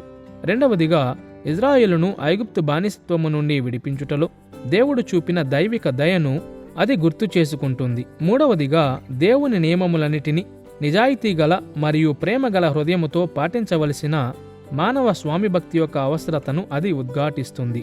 నాలుగవదిగా వారు ఆయన ధర్మశాస్త్రమును పాటించిన ఎడల ఆయన ప్రజలు పొందుకొను గొప్ప ఆశీర్వాదములను మరియు ఆయన మీద తిరుగుబాటు చేసిన ఎడల వారు పొందుకొను ఘోరమైన శాపములను అది వివరిస్తుంది. కాబట్టి మనము ద్వితీయోపదేశకాండము 6వ అధ్యాయము 5వ వచనముకు చేరుకున్నప్పుడు దేవుని ప్రేమించుటను గూర్చి ఇవ్వబడిన ఆజ్ఞలో ఈ ఆలోచనలన్నీ భాగమయ్యున్నాయని మనము అర్థము చేసుకోవాలి. మన పూర్ణ మనస్సుతో, ఆత్మతో మరియు హృదయముతో దేవుని ప్రేమింపవలెనని మనకు ఆజ్ఞ ఇవ్వబడినప్పుడు అది మన జీవితములలోని ప్రతి భాగమును ప్రభావితము చేస్తుంది. మరొక మాటలో దీనిని మీ సమస్తముతో దేవుని ప్రేమించుడి అని కూడా అనువదించవచ్చు. మనతో నిబంధన చేసుకునిన దేవుడు నమ్మకముగా ఉండవలసిన సమర్పణను మనకు ఇచ్చాడు మరియు నిబంధనలో భాగముగా మనతో నిబంధన చేసిన దేవునికి నమ్మకముగా ఉండు బాధ్యత ఇవ్వబడినది. మరొక మాటలో మన మనస్సులతో, మన హృదయములతో మరియు మన ప్రాణములతో దేవుని ప్రేమించుట దేవుని పట్ల మనము చూపు నమ్మకత్వమునకు మరియు దేవునికి మనము చూపు స్వామిభక్తికి ప్రతిస్పందనయ్య ఉన్నది. ప్రభువా, మేము మా సమస్తమును నీ ముందుంచుచున్నాము అని మనము దేవునికి చెబుతాము. మన పొరుగువారిని ప్రేమించమని ఇవ్వబడిన ఆజ్ఞ కూడా ప్రధానముగా నిబంధన ఆధారమై ఉన్నది. యేసు విశేషముగా లేవియ కాండము 19వ అధ్యాయము 18వ వచనమును ఎక్కడ ఉపయోగించాడు. ద్వితీయోపదేశకాండము 6వ వచనము వలె లేవియ కాండము 19వ వచనము కూడా దేవుడు మరియు ఇజ్రాయేలు మధ్య నిబంధన అనుబంధమును ఉద్ఘాటిస్తుంది. నేను మీ దేవుడనైన యెహోవాను అను మాట పునరావృతమగుటలో మనము విశేషముగా దీనిని చూస్తాము. ఇజ్రాయేలునకు దేవునిగా ఆయన నిబంధన సమాజమంతటికీ వ్యాప్తి చెందినది. కాబట్టి దేవుని రాజ్యములో మన పొరుగు వారిని తోటి పౌరులుగా ప్రేమించుటను యేసు పునరుద్ఘాటించాడు. మనము ఒకరినొకరును దీవించుకొని పగ మరియు ద్వేషము వంటి విషయములను విసర్జించాలి. ఎందుకంటే నిబంధన సమాజం యొక్క ఆధారముగా దేవుడు దీనినే స్థాపించాడు. లేఖన సందేశము అంతా దేవుని నిబంధనతో అనుబంధము కలిగి ఉన్నది మరియు దానిని మనము చరిత్రగా చూసిన లేక క్రమబద్ధ వేదాంత శాస్త్రముగా చూసిన లేక దేవునితో మరియు మానవునితో సహవాసములో నివసించు ఒక ఆచరణాత్మక విషయముగా చూసిన ఇది వాస్తవమై ఉన్నది. లేఖనమంతా దేవునికి మానవునికి మధ్య ఉన్న నిబంధన అనుబంధము మీద ఆధారపడి ఉన్నది మరియు ప్రేరేపించబడిన లేఖనములో పరిశుద్ధాత్మ వ్యక్తిగతముగాను మరియు సామూహికముగాను దేవుడు తన ప్రజలతో కలిగి ఉన్న ఈ సమర్పణ సందేశమును మరలా ఉద్ఘాటించాడు. పరిశుద్ధాత్మ దైవకృత కార్యమైన లేఖనమును ఇప్పటి వరకు ప్రేరణ మరియు నిబంధన సందేశము దృష్ట్యా పరిశీలించాము. కాబట్టి ఇప్పుడు ఉద్దేశ్యమును చూద్దాము. లేఖనము నిబంధన సంబంధమైనది అనున్నది పరిశుద్ధాత్మ యొక్క కేంద్ర సందేశము అయ్యున్నది అని చూశాము. కాబట్టి ఇప్పుడు లేఖనము యొక్క ముఖ్య ఉద్దేశ్యము కూడా నిబంధన సంబంధమైనది అని గుర్తుంచుకోవాలి. లేఖనము పరిశుద్ధాత్మ ద్వారా ప్రేరేపించబడినది కాబట్టి మానవ రచయితల ఉద్దేశ్యములు కూడా ఎల్లప్పుడూ ఆత్మతో సమ్మతించినవి అని మనస్సులో ఉంచుకొనుట చాలా ప్రాముఖ్యమై ఉన్నది. దీనిని గూర్చి సూటిగా ప్రస్తావించబడిన స్థలములను చూస్తూ ఈ ఐక్య ఉద్దేశము నిబంధన అనుసారమైనది అని మనము నిర్ధారించవచ్చు.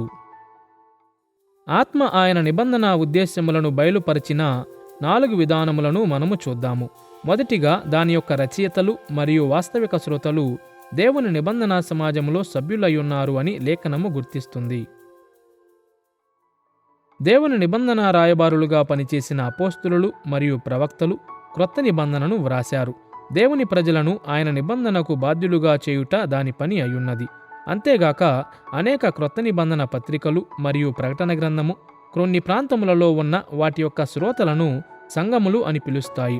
హెబ్రీ పత్రిక దాని యొక్క శ్రోతలను గూర్చి తెలియపరచదు కాబట్టి అది ఒక మినహాయింపు అయ్యున్నది. అయితే అది కూడా సంఘమునకు వ్రాయబడినది అని సూచించుటకు దాని చివరి భాగములో కూడా అభివాదములు ఉన్నాయి.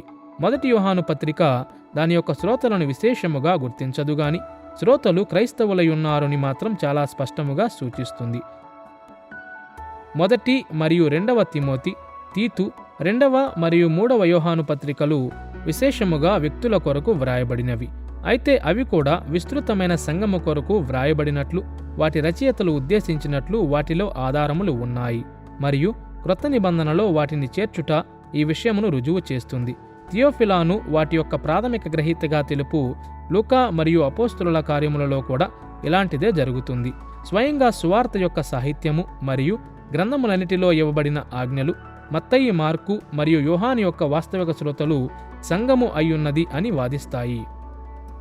అవును, పాత నిబంధనలో కూడా దాని యొక్క నిబంధనా శ్రోతలను గుర్తించు అనేక కథనములు ఉన్నాయి.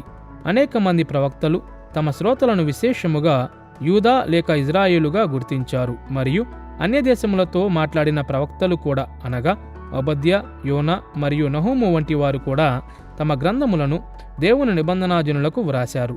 పాత నిబంధన దేవుని ప్రజల కొరకు వ్రాయబడినది అని రోమాపత్రిక 9వ అధ్యాయం 4వ వచనము మరియు అనేక ఇతర క్రొత్త నిబంధన వాక్య భాగములు వాదిస్తాయి.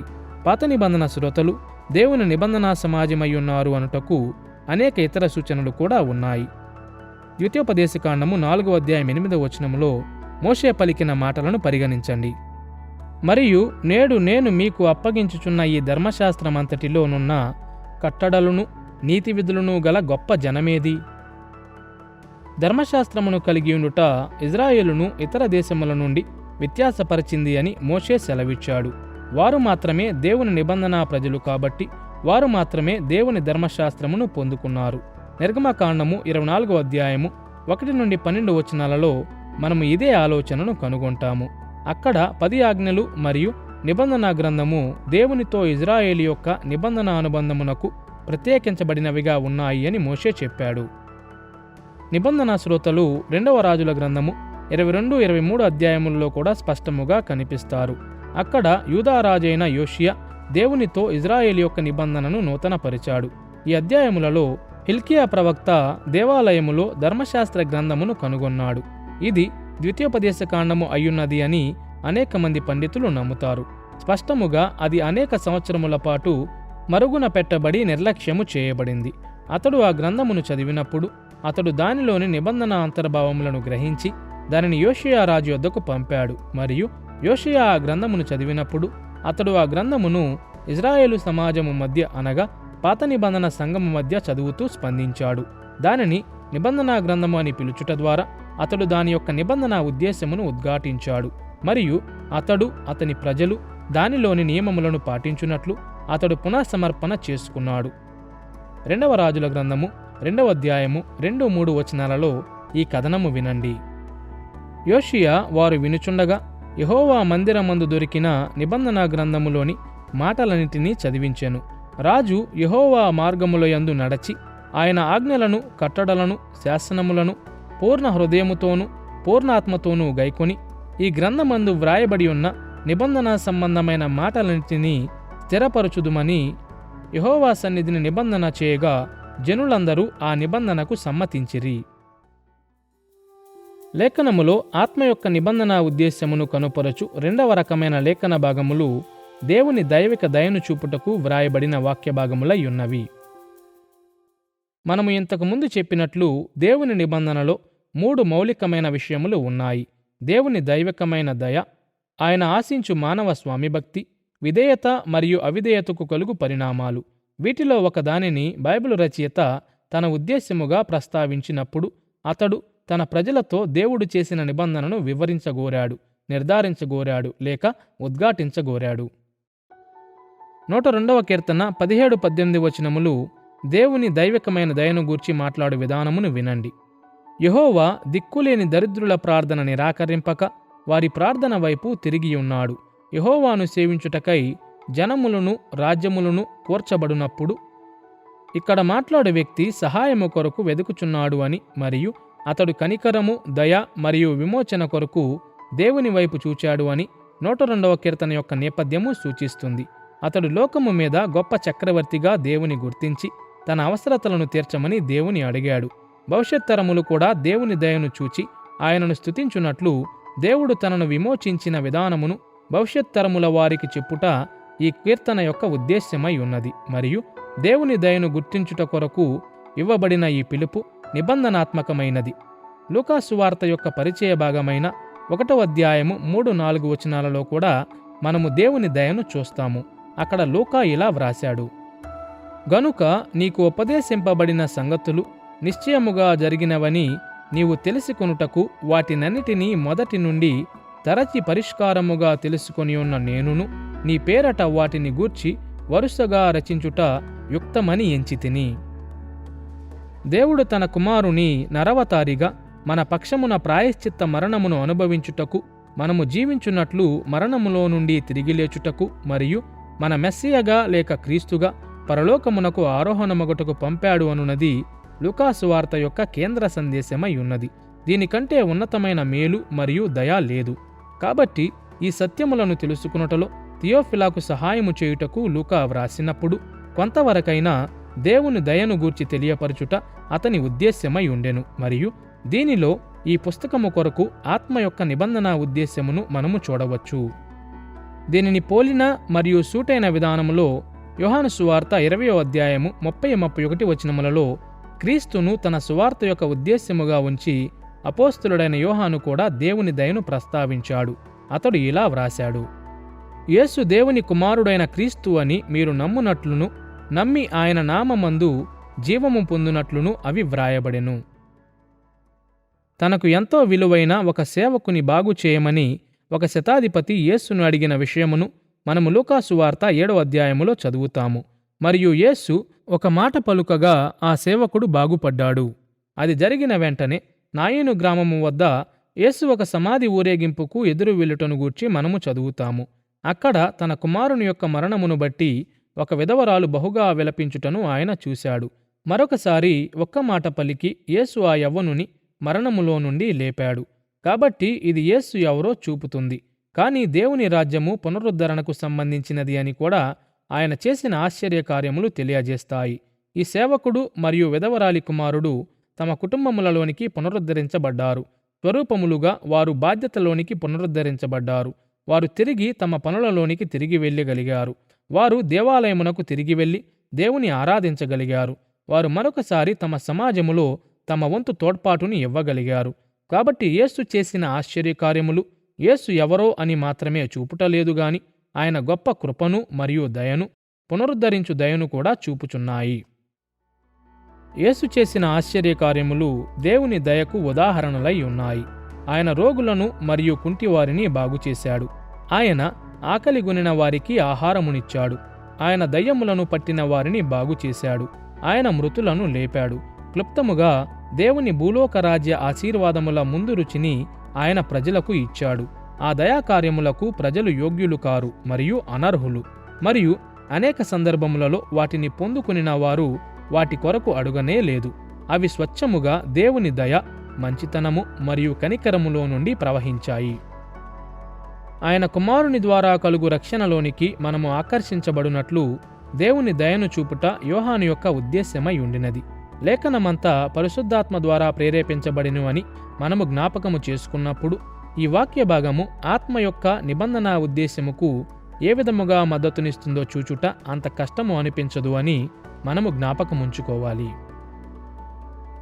ఆత్మ యొక్క నిబంధన ఉద్దేశ్యమును కనుపరుచు 3వ రకమైన వాక్య భాగము మానవ స్వామిభక్తి మీద దృష్టి పెడుతుంది. అనేకసార్లు వ్రాయుట కొరకు బైబిల్ రచయితలు తమ ఉద్దేశ్యములను వ్యక్తపరిచినప్పుడు వారు మానవ స్వామిభక్తిని ప్రస్తావిస్తారు. వారు తమ పాఠకులకు చరిత్రను గూర్చి తెలియజేయుటకు లేక వారి జ్ఞానమును మరియు ఆనందమును పెంపొందించుటకు వ్రాయలేదు. ఆత్మ ప్రేరణ ద్వారా తమ పాఠకులు దేవునికి విధేయులు కావాలని పురికొల్పుటకు వారు వ్రాశారు. రోమాపత్రిక 1వ అధ్యాయము 5వ వచనములో పౌలు వ్రాసినట్లుగా, ఈయన నామము నిమిత్తము సమస్త జనులు విశ్వాసమునకు విధేయులగునట్లు ఈయన ద్వారా మేము కృపను అపోస్తలత్వమును పొందితిమి. మరియు 2వ తిమోతి పత్రిక 3వ అధ్యాయము 16వ వచనములో అతడు చెప్పినట్లు, దైవావేశము వలన కలిగిన ప్రతి లేఖనము ఉపదేశించుటకును, ఖండించుటకును, తప్పు దిద్దుటకును, నీతియందు శిక్ష చేయుటకును ప్రయోజనకరమయ్యున్నది. మనము నమ్మకముగా ఎలా ఉండాలో, దేవుని అర్హతలకు అనుగుణంగా ఎలా జీవించాలో బైబిలులో ఉన్న ప్రతి వాక్య భాగము మనకు బోధిస్తుంది. మరొక మాటలో, మానవ స్వామిభక్తి కొరకు మనము కలిగి ఉన్న నిబంధనా బాధ్యతను ప్రతి వాక్య భాగము మనకు బోధిస్తుంది. ఈ ఆలోచన ద్వితీయోపదేశకాండము 29వ అధ్యాయము 29వ వచనములో కూడా చాలా స్పష్టముగా కనబడుతుంది. అక్కడ ఇలా వ్రాయబడి ఉన్నది, రహస్యములు మన దేవుడైన యెహోవాకు చెందును. అయితే మనం ఈ ధర్మశాస్త్ర వాక్యములన్నిటిని అనుసరించి నడుచుకొనున్నట్లు బయలుపరచబడినవి ఎల్లప్పుడూ మనవియు మన సంతతి వారివియు నగునని చెప్పుదురు. 1 యోహాను పత్రిక 2వ అధ్యాయము 1వ వచనములోని ఈ మాటలలో కూడా దానిని మనము చూస్తాము. నా చిన్నపిల్లలారా, మీరు పాపము చేయకుండుటకై ఈ సంగతులను మీకు వ్రాయుచున్నాను. కొన్ని చోట్ల హెచ్చరికలు చాలా విశేషముగా ఇవ్వబడినవి. ఉదాహరణకు, భవిష్యత్ దేవాలయము దేవుడిచ్చి విశేషతలను అనుసరించి నిర్మించబడుతుంది అను నిశ్చయతనిచ్చు ఉద్దేశము కొరకు యెహెజ్కేలు గ్రంథము 43వ అధ్యాయము 11వ వచనం వ్రాయబడినది. మరియు 1 కొరింథీ పత్రిక 5వ అధ్యాయము 11వ వచనములో, క్రీస్తును నమ్ముచున్నాము అని చెప్పుకొనుచు అనైతికముగా జీవించు వారితో కొరింథులోని క్రైస్తవులు సంబంధములు పెట్టుకొనకుండా ఉండుటకు పౌలు వ్రాశాడు. ఇప్పుడు దేవుడు ఆయన సంఘము నుండి ఆశించు మానవ స్వామిభక్తి కేవలము బాహ్య విధేయత మాత్రమే కాదు అని మనము ఉద్ఘాటించాలి. లేఖనమందంతటా నిజమైన నిబంధన నమ్మకత్వము నిజాయితీ గలది మరియు హృదయపూర్వకమైనది అని, మరియు దేవుని ప్రేమ ద్వారా పురికొల్పబడుతుంది అని ఆత్మ స్పష్టము చేశాడు. ద్వితీయోపదేశకాండము 6వ అధ్యాయము 1 నుండి 6 వచనాలలో ఉన్న మాటలను పరిగణించండి. మీకు బోధింపవలెనని మీ దేవుడైన యెహోవా ఆజ్ఞాపించిన ధర్మమంతయు, అనగా కట్టడలు విధులు ఇవే: నీ పూర్ణ హృదయముతోను, నీ పూర్ణాత్మతోను, నీ పూర్ణ శక్తితోను నీ దేవుడైన యెహోవాను ప్రేమింపవలెను. నేడు నేను నీకాజ్ఞాపించు ఈ మాటలు నీ హృదయములో ఉండవలెను. ఈ వాక్య భాగములో మత్తయి సువార్త 22:37లో యేసు ఉపదేశించిన వచనము, అనగా ఆయన ముఖ్యమైన ఆజ్ఞ అని పిలిచినది ఉన్నది. మరియు ధర్మశాస్త్రము మన హృదయముల మీద వ్రాయబడాలి అను ఆలోచనతో ఇది ముగుస్తుంది. ప్రేమగల దేవుడు అనునది కేవలము ఒక భావన మాత్రమే కాదు, మరియు ఒక విధేయత విషయము మాత్రమే కాదు. దానిలో రెండూ ఉన్నాయి. అది దేవుని పట్ల నమ్మకత్వము మరియు స్వామిభక్తి అయ్యున్నది, మరియు ఆయన ఆజ్ఞలకు హృదయపూర్వక విధేయతలో వ్యక్తపరచబడినది. ద్వితీయోపదేశకాండము 11వ అధ్యాయము 13వ వచనము మరియు 30వ అధ్యాయము 1 నుండి 6 వచనములు, మరియు యెహోషువ గ్రంథము 22వ అధ్యాయము 5వ వచనం వంటి చోట్ల ప్రేమను గూర్చిన ఇలాంటి వివరణనే మనము కనుగొంటాము. యోహాను సువార్త 14వ అధ్యాయము 15వ వచనములో యేసు చెప్పిన మాటలు వినండి, మీరు నన్ను ప్రేమించిన ఎడల నా ఆజ్ఞలను గైకొందురు. ఈ ప్రేరేపిత మానవ రచయితల ద్వారా పరిశుద్ధాత్మ సంఘముతో మాట్లాడుచుండగా దేవుని కొరకు ప్రేమ అను ఆజ్ఞను మాత్రమే మనము పాటించాలని ఆయన ఎన్నడూ ఉద్దేశించలేదు. బదులుగా దేవుని ఎడల ప్రేమను వ్యక్తపరచుటకు కొనసాగింపుగా ప్రతి నిబంధన అవసరతను మనము అర్థము చేసుకోవాలని ఆయన ఆశించాడు. మనము ఆయనకు ఎందుకు విధేయత చూపుతున్నామో దేవుడు నిశ్చయముగా గమనిస్తాడు, మరియు మనము ఆయనను ప్రేమించుచున్నందువలన మనము ఆయనకు విధేయత చూపాలని ఆయన నిజముగా ఆశించుచున్నాడు. ఒక వ్యక్తి ఇతరులకు విధేయత చూపుటకు కొన్ని కారణాలు మాత్రమే ఉంటాయి. వాటిలో ఒకటి శిక్షించబడతాము అను భయం, అనగా అవిధేయత వలన కలుగు పర్యవసానములను మనము అనుభవించుటకు ఆశించము. మరొక కారణము ఏమిటంటే, మనము విధేయత చూపిన ఎడల మనము ఏదో ఒకటి సాధిస్తాము అనే, ఎంతో కొంత సంపాదించుకుంటాము అనే ఆలోచన. అయినను మనం ఏ స్థాయిలో కూడా, మరి ముఖ్యముగా మన రక్షణ విషయములో మనము సంపాదించుకున్నాము అను భావన మనము కలిగి ఉండాలని దేవుడు ఆశించడు. కాబట్టి ఇది మనలను ప్రేమించుటకు పురికొల్పుతుంది మరియు ప్రేమతో ఆయనకు విధేయులగునట్లు చేస్తుంది. యేసు ఈ విషయమును స్పష్టము చేశాడు. మీరు నన్ను ప్రేమించిన ఎడల నా ఆజ్ఞలు గైకొందురు. మీరు నన్ను ప్రేమించుచున్నారు కాబట్టి నాకు విధేయులు కావాలని నేను కోరుచున్నాను అని ఆయన చెబుతున్నాడు. ఎందుకంటే మీరు ప్రేమతో విధేయత చూపినప్పుడు మీరు మీ గురించి మాత్రమే ఆలోచన చేయరు. భయముతో విధేయత చూపుట స్వార్థమవుతుంది. లాభము సంపాదించుకొనుటకు విధేయత చూపుట స్వార్థమవుతుంది. ప్రేమతో విధేయత చూపుట నేను ప్రేమించు వానిని గూర్చినదై ఉంటుంది, నా ప్రేమికుని గూర్చినదై ఉంటుంది. నేను విధేయత చూపు వ్యక్తిని లేక నేను సేవించు వ్యక్తిని గౌరవించుట అయ్యుంటుంది.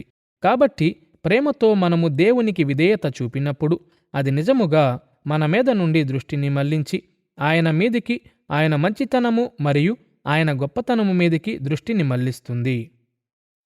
మనము ప్రస్తావించబోవు లేఖనములో ఆత్మ యొక్క నిబంధన ఉద్దేశమును కనుపరచు 4వ మరియు చివరి రకమైన వాక్యభాగము నిబంధన పరిణామాలను ఉద్ఘాటిస్తుంది. మీకు జ్ఞాపకముంటే దేవునితో నిబంధనలో ఉండుట యొక్క పరిణామాలలో విధేయత కొరకు ఆశీర్వాదములు మరియు అవిధేయత కొరకు శాపములు భాగమై ఉన్నాయి.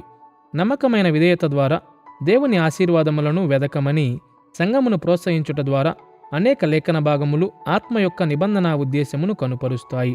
ఉదాహరణకు దేవుని ప్రజలు విధేయత చూపుట ద్వారా ఆయన ఆశీర్వాదములను వెదకు ఉద్దేశ్యముతో దేవుని ఆజ్ఞలు ఇవ్వబడినవని ద్వితీయోపదేశకాండము 6వ అధ్యాయము 1-4 వచనాల వంటి వాక్య భాగాలు బోధిస్తాయి.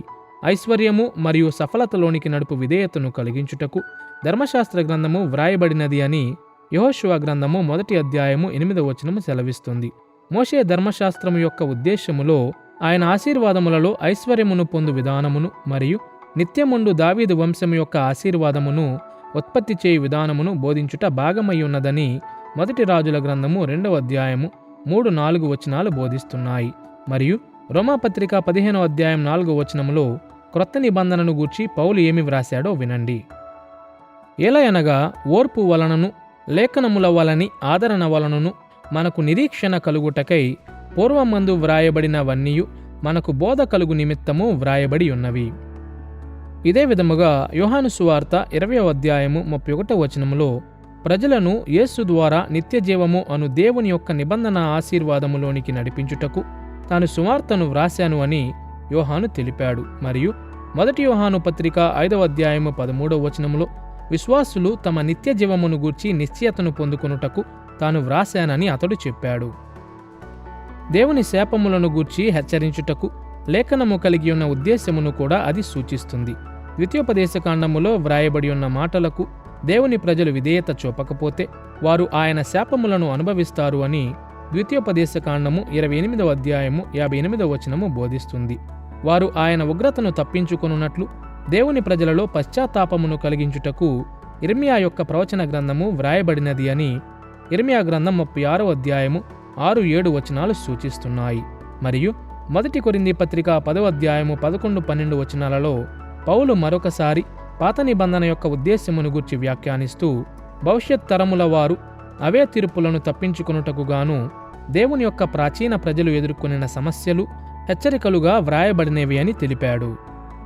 మనము చూసినట్లుగా లేఖనము నిబంధన అనుసారమైనదిగా ఉన్నది. పరిశుద్ధాత్మ ఆయన నిబంధనా సందేశమును నిబంధనాజనులకు ఇచ్చుటకు ఆయన యొక్క ప్రతినిధులను ప్రేరేపించుట ద్వారా అది ఇవ్వబడినదై ఉన్నది. మరియు ఆ సందేశమునకు మనము నమ్మకముగా ఉంటే మనము ఆయన ఆశీర్వాదములను నిత్యము వరకు అనుభవిస్తాము. ఆయన నిబంధన కృప మరియు లేఖనమును అనుగ్రహించుట దృష్ట్యా సంఘములో పరిశుద్ధాత్మ యొక్క దైవకృత కార్యమును మనము చూశాము కాబట్టి మన చివరి ప్రధానమైన అంశమును గూర్చి మాట్లాడుటకు మనము సిద్ధముగా ఉన్నాము. అది తన నిబంధనా సమాజమునకు ఆయన అనుగ్రహించు ఆత్మీయ వరములు. ఆత్మ వరములను గూర్చి లేక ఆత్మ ఇచ్చు వరములను గూర్చి క్రమబద్ధ వేదాంత శాస్త్రములో మనము మాట్లాడునప్పుడు మన మనస్సులో ఈ విషయములు ఉంటాయి. ముఖ్యముగా సంఘమునకు ప్రయోజనమును చేకూర్చుటకు మానవుల యొక్క సామర్థ్యములను కలిగించు లేక బలపరచు పరిశుద్ధాత్మ శక్తి యొక్క వ్యక్తీకరణములు. కొన్ని ఆత్మీయ వరములు స్వాభావిక సామర్థ్యములను మరియు తలాంతులను పోలి ఉంటాయి. కాబట్టి అవి ఎవరికి ఉన్నాయో మరియు ఎవరికి లేవో ఎల్లప్పుడూ స్పష్టము కాదు. ఉదాహరణకు ఒక వ్యక్తి స్వాభావికముగా మంచి బోధకుడు కావచ్చు, కానీ మరొక వ్యక్తి పరిశుద్ధాత్మ శక్తి ద్వారా మాత్రమే మంచిగా బోధించవచ్చు. ఇతర వరములు అద్భుతమైన రీతిలో ఉంటాయి. వీటిని అసాధారణమైన రీతులలో మాత్రమే వర్ణించవచ్చు. కాబట్టి ఇవి స్వాభావిక సామర్థ్యములుగాక ఆత్మీయ వరములు అని స్పష్టమవుతుంది. అయితే అన్ని సందర్భములలో ఆత్మవరము ద్వారా పరిశుద్ధాత్మ ఒక వ్యక్తి జీవితములో నుండి బలమైన దైవకృత కార్యమును సాధిస్తాడు. ఆత్మీయ వరములను గూర్చిన మన చర్చ 3 భాగములుగా విభాగించబడుతుంది. మొదటిగా మనము వాటి యొక్క ఉద్దేశ్యమును నిర్వచించుదాము. రెండవదిగా లేఖనములో మనము వాటి యొక్క చరిత్రను సమీక్షిద్దాము. మూడవదిగా వాటి యొక్క వర్తమాన ఉపయోగమునకు కొన్ని ఇవాంజలికల్ పద్ధతులను విశదీకరిద్దాము. ముందుగా వాటి యొక్క ఉద్దేశ్యమును చూద్దాము. కొంత సమయం క్రితం మనము ఆత్మీయ వరములను నిర్వచించినప్పుడు అవి ముఖ్యముగా సంఘం యొక్క ప్రయోజనము కొరకు మానవుల సామర్థ్యములను ఉత్పత్తి చేస్తాయి లేక బలపరుస్తాయి అని మనము చెప్పాము. ఇది ఒక ప్రాముఖ్యమైన వ్యత్యాసము అయ్యున్నది. ఆత్మీయ వరములు ప్రధానముగా దేవునితో ఒక వ్యక్తి యొక్క అనుబంధమును బలపరుచుటకు ఇవ్వబడలేదు. ఆత్మ మన ద్వారా కార్యము చేయుచున్నప్పుడు మనకు వ్యక్తిగతముగా కూడా ప్రయోజనకరముగా ఉంటుంది అన్నమాట వాస్తవమే. కానీ ఒక వరము సంఘమునకు ప్రయోజనకరముగా లేని ఎడల అది అయితే దుర్వినియోగం చేయబడుతుంది, లేకపోతే అసలు అది ఆత్మీయ వరమే కాదు. వాస్తవానికి లేఖనములో ఆత్మవరములను గూర్చి ఒక వివరణాత్మకమైన బోధనను పొందు 1 కొరింథీ పత్రిక 12 నుండి 14 అధ్యాయములలో ఇది పౌలు ప్రస్తావించిన ముఖ్యమైన బిందువులలో ఒకటై ఉన్నది. 1 కొరింథీ పత్రిక 12 అధ్యాయము 1 నుండి 7 వచనాలలో పౌలు ఏమి వ్రాశాడో ఒకసారి చూద్దాము. మరియు సహోదరులారా, ఆత్మ సంబంధమైన వరములను గూర్చి మీకు తెలియకుండుట నాకిష్టము లేదు. కృపావరములు నానా విధములుగా ఉన్నవి గాని ఆత్మ ఒక్కడే, మరియు పరిచర్యలు నానా విధములుగా ఉన్నవి గాని ప్రభువు ఒక్కడే. నానా విధములైన కార్యములు కలవుగాని అందరిలోనూ అన్నిటినీ జరిగించు దేవుడు ఒక్కడే. అయినను అందరి ప్రయోజనము కొరకు ప్రతి వానికి ఆత్మ ప్రత్యక్షత అనుగ్రహింపబడుచున్నది. పౌలు వరములను, పరిచర్యలను మరియు కార్యములను సమానముగా చెప్పాడు.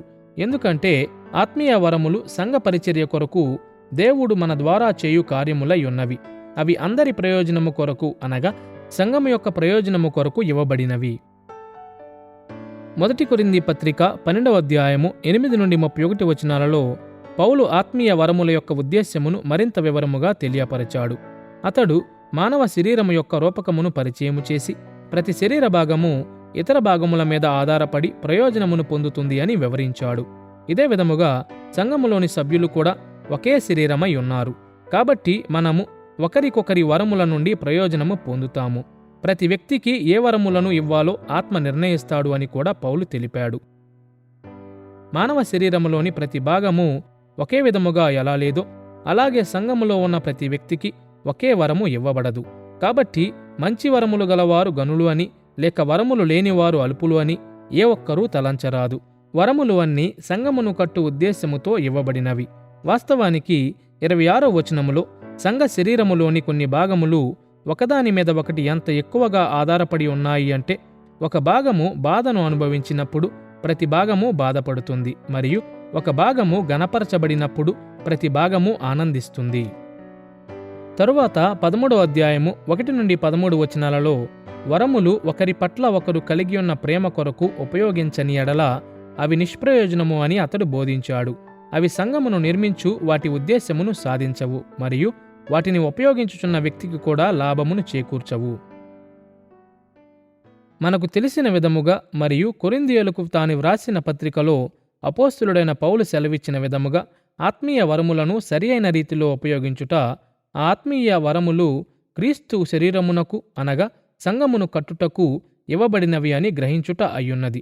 మరియు 1 కొరింథీ పత్రిక 13వ అధ్యాయములో పౌలు స్వయంగా నేను మీకు ఉత్తమమైన మార్గమును చూపుతాను, అది ప్రేమ అని చెబుతున్నాడు. ఆ తరువాత అతడు ఇలా వివరిస్తూ కొనసాగాడు, ప్రేమ లేకుండా మీరు ఏమీ చేయలేరు. వరములు నిష్ప్రయోజనమవుతాయి. కాబట్టి దీని అర్థం ఏమిటంటే, ప్రేమ ఆత్మీయ వరములన్నిటినీ ఐక్యముగా ఉంచు ఒక ప్రాముఖ్యమైన విషయముగా ఉన్నది. ఎందుకంటే ప్రేమ వారిని ఐక్యపరిచినప్పుడు క్రీస్తు శరీరము ఆత్మీయ వరముల మీద నిర్మించబడగలుగుతుంది. ఇప్పుడు పౌలు ప్రవచనము వంటి సంఘమును కట్టుటకు ఉద్దేశించిన వరములు మరియు వ్యక్తిగత ప్రార్థనా భాషగా ఉపయోగించు భాషల వంటి వ్యక్తిగతముగా ఉపయోగించి వరముల మధ్య వ్యత్యాసము చూపాడని కొన్నిసార్లు ప్రజలు ఆలోచన చేస్తుంటారు.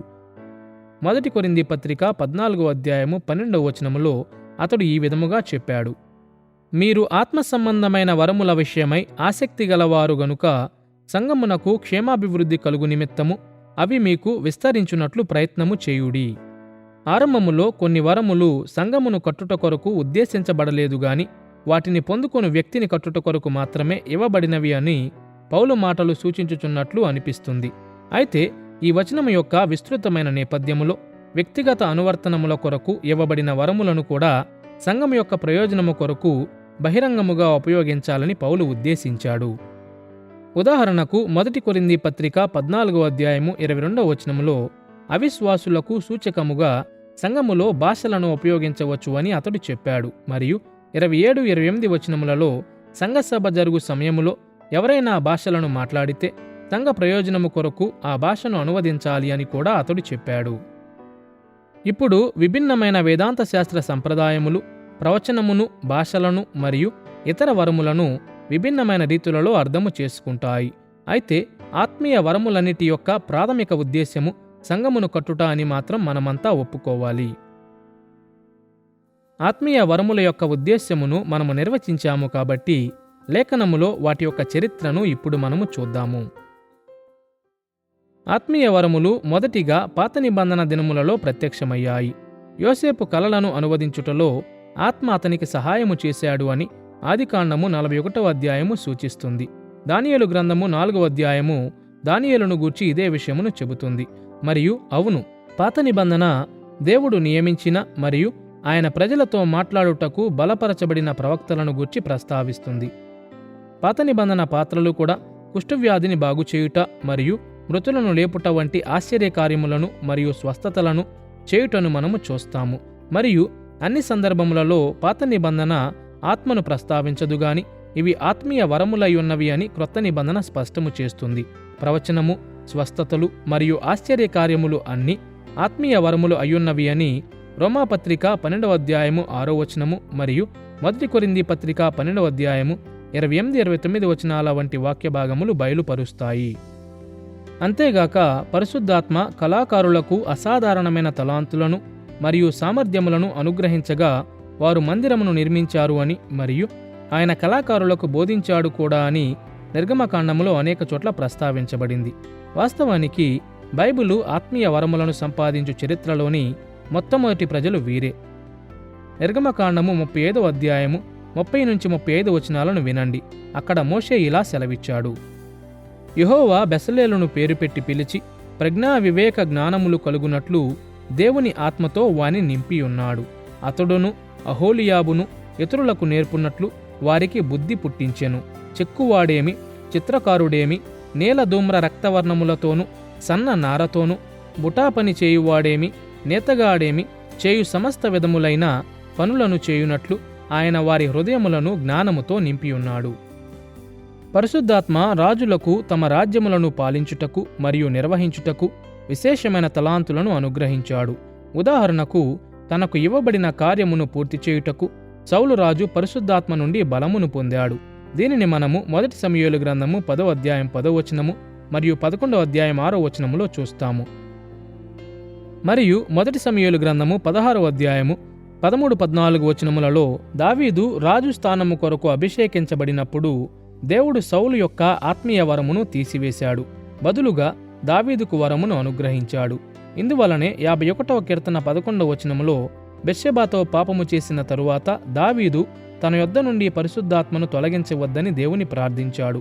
సౌలు పాపము చేసినందుకు దేవుడు సౌలు నుండి ఈ వరమును వెనుకకు తీసుకున్నాడు అని దావీదుకు తెలుసు. మరియు తాను పశ్చాత్తాపపడుట ద్వారా తాను పొందుకునిన ఆత్మీయ వరములను తనతో ఉంచుకునుటకు దేవుడు అనుమతి ఇస్తాడు అని దావీదు నిరీక్షించాడు. పాత నిబంధనలో ఆత్మీయ వరములను గూర్చి ఇన్ని ఉదాహరణలు ఉన్న తరువాత కూడా ఈ వరములు చాలా అరుదుగా ఇవ్వబడినవి అని గుర్తించుట చాలా ప్రాముఖ్యమైనదిగా ఉన్నది. తన కొరకు విశేషమైన పరిచర్య కొరకు దేవుడు పిలిచిన వారికి అనగా ప్రవక్తలు మరియు రాజుల కొరకు ఈ వరములు ప్రత్యేకించబడి ఉండేవి. అయినను దేవుని నిబంధనా సమాజములోని ప్రతి ఒక్కరూ ఆత్మవరమును పొందు దినము కొరకు పాత నిబంధన ఎదురు చూసింది. యోవేలు గ్రంథము 2వ అధ్యాయము 28, 29 వచనాలలో ప్రవక్త ఇలా రాశాడు: తరువాత నేను సర్వజనుల మీద నా ఆత్మను కుమ్మరింతును, మీ కుమారులను మీ కుమార్తెలను ప్రవచనములు చెప్పుదురు, మీ ముసలివారు కలలు కందురు, మీ యవ్వనులు దర్శనములు చూతురు. ఆ దినములలో నేను పనివారి మీదను పనికత్తెల మీదను నా ఆత్మను కుమ్మరింతును. ఈ విషయములు తరువాత జరుగుతాయని యోవేలు చెప్పినప్పుడు అవి అంత్యదినములలో లేక అంత్యకాలములో జరుగుతాయని అతడు ఉద్దేశించాడు. ఆ సమయమందు దేవుడు తన పరలోక రాజ్యమును భూమి మీదకి తీసుకుని వచ్చినప్పుడు ఆయన ప్రజలు ఆత్మీయ వరములను విరివిగా పొందుకుంటారు. ఆత్మవరములు కేవలము రాజులు మరియు ప్రవక్తల వంటి వారికి మాత్రమే పరిమితము చేయబడవు. బదులుగా దేవుడు తన ఆత్మను నిబంధనా సమాజము అంతటి మీద కుమ్మరిస్తాడు. మరియు యేసు తన భూలోక పరిచర్య కాలములో రాజ్యమును ఆరంభించినప్పుడు ఖచ్చితముగా ఇదే జరిగింది. పరిశుద్ధాత్మ వరముల మధ్య వ్యత్యాసము చూపుట పరిశుద్ధాత్మ సిద్ధాంతములో అత్యంత కష్టమైన ప్రశ్నలలో ఒకటై ఉన్నది. నా ఆలోచన ప్రకారం పాత మరియు క్రొత్త నిబంధనలోని పరిశుద్ధాత్మ వరముల మధ్య భిన్నత్వం విషయంలో బైబిలు వాటి పరిమాణము దృష్ట్యా వ్యత్యాసము చూపుట అత్యంత స్పష్టమైన బైబిలు బోధన అయ్యున్నది. మరియు అది మనకు ఎన్నో విషయములను చెప్పదుగాని ఎంతో కొంత చెబుతుంది. కనీసం అది మనకు ఒక ధోరణిని ఇస్తుంది. మనము క్రొత్త నిబంధన దినములను గూర్చి మాట్లాడుతూ ఆత్మ కుమ్మరించబడుతుంది అని చెప్పుటకు అర అను పదము ఉపయోగించబడిన యెషయా గ్రంథము 32వ అధ్యాయము 15వ వచనమును గూర్చి ఆలోచిస్తాము. లేక పరిశుద్ధాత్మ అంత్యదినములలో, మెస్సియ దినములలో, పునరుద్ధరణ మరియు పునరుజ్జీవన దినములలో పరిశుద్ధాత్మ కుమ్మరింపబడుటను గూర్చి షఫక్ అను క్రియాపదమును ఉపయోగించు మరింత సుపరిచితమైన వాక్యభాగమైన యోవేలు గ్రంథము 2వ అధ్యాయము 28వ వచనమును గూర్చి ఆలోచిస్తాము. హెబ్రీ భాషలో ఈ క్రియాపదములు పరిమాణమునకు సంబంధించినవై ఉన్నవి, అనగా ఎక్కువ పరిమాణములో పోయుట అని అర్థము. కాబట్టి మనము పాత నిబంధన పరిశుద్ధాత్మ యొక్క కార్యమును మరియు క్రొత్త నిబంధనలో పరిశుద్ధాత్మ యొక్క కార్యమును వ్యత్యాసపరచవలసి ఉంటే మనము మరి ఎక్కువ పరిశుద్ధాత్మ కార్యము దృష్ట్యా ఆలోచించాలి. మరియు పరిశుద్ధాత్మ అపారమైన పరిమాణములో కుమ్మరించబడినాడు కాబట్టి ఆయన విరివిగా పంచిపెట్టబడినాడు కూడా. పెంతెకొస్తు దినమున యేసు పరలోకమునకు ఆరోహణమైన కొంత సమయము తరువాత పరిశుద్ధాత్మ సంఘము అంతటి మీద కుమ్మరింపబడిను అని అపోస్తుల కార్యములు 2వ అధ్యాయము నివేదిస్తుంది. అగ్నిజ్వాలల వంటి నాలుకలు వారి మీదకు దిగిరాగా వారంతా అన్య భాషలలో మాటలాడసాగిరి. తరువాత అపోస్తుల కార్యములు 2వ అధ్యాయము 16 నుండి 18 వచనాలలో అంత్యదినములను గూర్చి యోవేలు ప్రవక్త ఇచ్చిన ప్రవచనమునకు నెరవేర్పుగా ఇది జరిగింది అని అపోస్తులుడైన పేతురు స్పష్టముగా ప్రకటించాడు. ఆ దినములు మొదలుకొని ఆత్మీయ వరములు సంఘములోని ప్రతి ఒక్కరికి ఇవ్వబడినవి. ఇప్పుడు బైబిలు ఎన్నడూనూ ఆత్మీయ వరముల యొక్క సంగ్రహమైన పట్టికను ఇచ్చుటకు ప్రయత్నించదు మరియు కేవలము ప్రత్యక్షమైన వరములు మాత్రమే అర్హమైన వరములయ్యున్నవి అని అది అస్సలు చెప్పదు. అంతేగాక రోమాపత్రిక 12వ అధ్యాయము, 1 కొరింథీ పత్రిక 12వ అధ్యాయము మరియు ఎఫెసీ పత్రిక 4వ అధ్యాయం వంటి చోట్ల ఇవ్వబడిన వరముల యొక్క పట్టికల మధ్య భిన్నత్వములు ఉన్నాయి. అనగా ఆత్మ ఆ సమయమునందు చేయుచుండిన మరియు చేసిన ఉదాహరణలు మాత్రమే పట్టికలో ఇవ్వబడినవి అని ఇది సూచిస్తుంది. ఆత్మ చేయు కార్యముల చుట్టూ సరిహద్దులను పెట్టుటకు వారు ఉద్దేశించలేదు. అంతేగాక ప్రస్తావించబడిన వరములలో చాలా వరకు స్వభావములో సాధారణమై ఉన్నవి కాబట్టి వాటి యొక్క వాస్తవిక వ్యక్తీకరణములను ఖచ్చితముగా నిర్ధారించుట అసాధ్యము అవుతుంది. ఫలితముగా మానవులలో ఏ విధమైన సామర్థ్యమునైనా కలిగించు లేక బలపరుచు దైవిక స్వాతంత్ర్యము పరిశుద్ధాత్మ కలిగియుండెను అని మనము ఆలోచించవచ్చు. పరిశుద్ధాత్మ ఏ వరమునైనా ఇవ్వగలడు అని లేక లేఖనములో ప్రస్తావించబడిన వారికి మాత్రమే ఆయన వరములను పరిమితము చేస్తాడు అని మనము ఆలోచించిన ఆయన ఉద్దేశ్యము మరియు చిత్త ప్రకారము ఆయన వరములను అనుగ్రహిస్తాడు అని మాత్రం మనమంతా సమ్మతించాలి. అవన్నీ ఆయన కృపా వ్యక్తీకరణములై ఉన్నవి. ఒక నిర్ణీత రీతిలోనే వాటిని పంచిపెట్టుటకు ఆయన బద్ధుడు కాడు. 1 కొరింథీ పత్రిక 12వ అధ్యాయము 11వ వచనములో ఇలా వ్రాస్తూ పౌలు ఈ విషయమును స్పష్టము చేశాడు. అయినను వీటన్నిటినీ ఆ ఆత్మ యొక్కడే తన చిత్తము చొప్పున ప్రతి వానికి ప్రత్యేకముగా పంచి ఇచ్చుచు కార్యసిద్ధి కలుగజేయుచున్నాడు.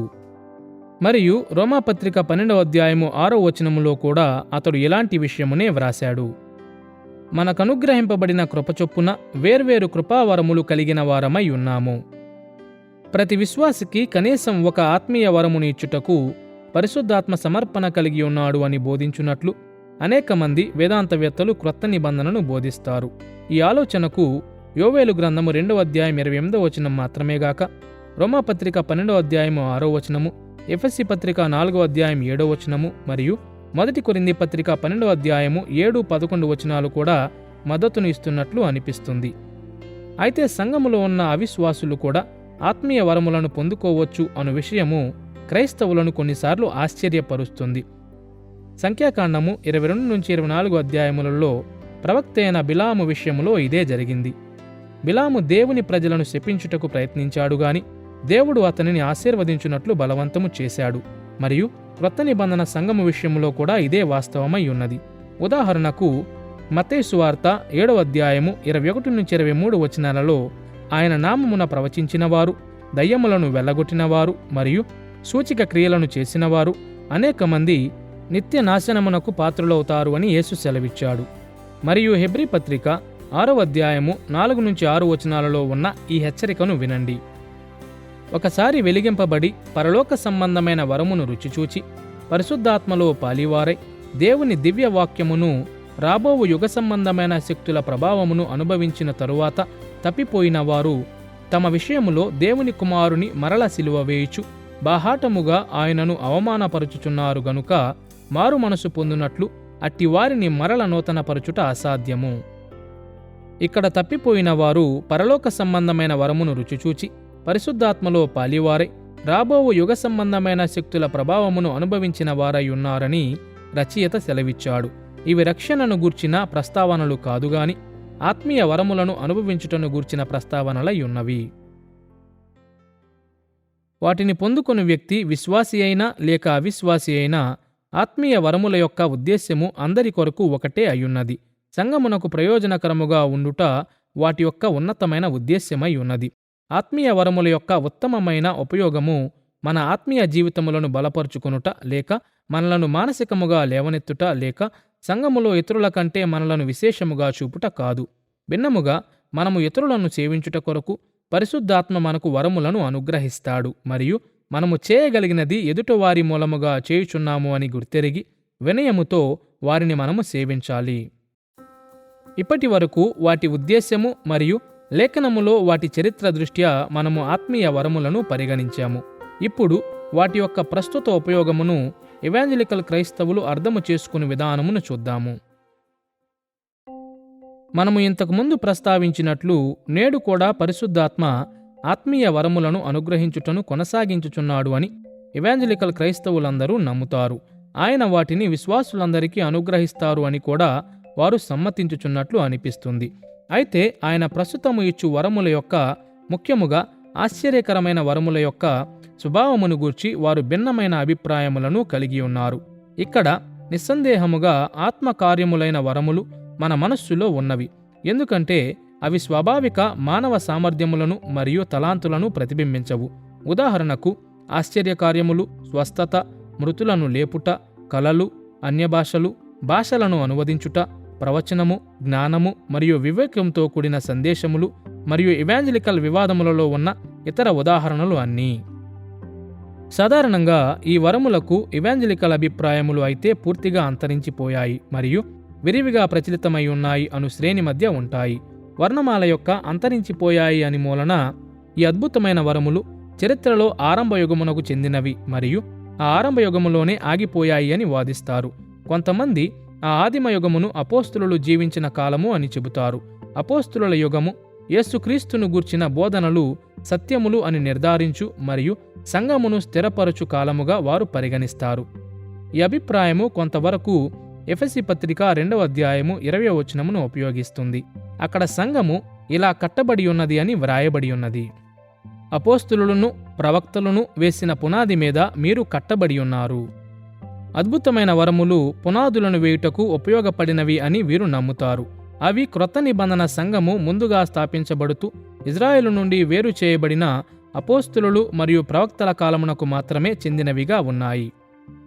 అంతరించిపోయినవి అని చెప్పు వీరి దృష్టిలో సువార్త మరియు అపోస్తుల అధికారమును ఆమోదించు ఉద్దేశ్యముతో మాత్రమే ఈ వరములు వ్యక్తపరచబడినవి. ఇవి ఒకసారి ఆమోదించబడిన తరువాత ఆత్మ ఈ వరములను ఇచ్చుట ఆపివేశాడు. కొంతమంది ఈ కాలము చివరి అపోస్తులుని యొక్క మరణముతో అనగా 1వ శతాబ్దం యొక్క చివరిలో యోహాను మరణముతో ముగిసింది అని అంటారు. ఇతరులు ఈ పునాదుల కాలమును మరికొంతగా అనగా క్రీస్తు శకం 4వ శతాబ్దములో లేఖనం యొక్క ప్రామాణిక గ్రంథము అధికారికముగా నిర్ధారించబడిన కాలము వరకు పొడిగిస్తారు.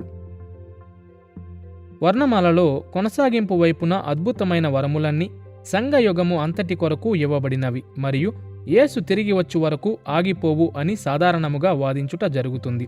క్రొత్త నిబంధన కాలము నుండి విశ్వాసులందరికీ అద్భుతమైన వరములన్నీ అందుబాటులో ఉన్నవి అని కొందరు కొనసాగింపువాదులు వాదిస్తారు. సామాన్య క్రైస్తవ అనుభవములో కనీసం భాషలు మాట్లాడుట అను అద్భుతమైన వరము ఉండాలి అని కొందరు నమ్ముతారు మరియు భాషలు మాట్లాడని వారు అసలు రక్షణ పొందినవారు కాదు అని కొందరు చెబుతారు. అయితే పరిశుద్ధాత్మకు నచ్చిన విధముగా ఎప్పుడైనను ఎక్కడైనను అద్భుతమైన వరములను ఇచ్చు స్వాతంత్ర్యమును ఆయన కలిగి ఉన్నాడు అని ఎక్కువ మంది నమ్ముతారు. అపోస్తులుల కాలము గడిచిపోయినది కాబట్టి ఆయన వరములను ఆపివేయవలసిన అవసరత లేదు అని వారు ఉద్ఘాటిస్తారు. క్రీస్తు తిరిగి వచ్చినప్పుడు యుగాంతములో మాత్రమే అద్భుతమైన వరములు ముగింపునకు వస్తాయని ప్రస్తావించు ఒక లేఖన భాగమును మాత్రమే వారు ఎత్తి చూపుతారు. 1 కొరింథీ పత్రిక 13వ అధ్యాయము 8 నుండి 10 వచనాలలో పౌలు వ్రాసినట్లుగా, ప్రవచనములైనను నిరర్ధకములగును, భాషలైనను నిలిచిపోవును, జ్ఞానమైనను నిరర్ధకమగును. మనము కొంత మట్టుకు ఎరుగుదుము, కొంత మట్టుకు ప్రవచించుచున్నాము గాని పూర్ణమైనది వచ్చినప్పుడు పూర్ణము కానిది నిరర్ధకమగును. పూర్ణమైనది అయితే యేసు అయినా కావచ్చు, లేక ఆయన రాకడయందు మనము పొందు మహిమ స్థితి అయినా కావచ్చు అని కొనసాగింపు అభిప్రాయము వాదిస్తుంది. ఏది ఏమైనా ప్రవచనము, భాషలు మరియు జ్ఞానము అప్పటి వరకు కొనసాగుతాయి.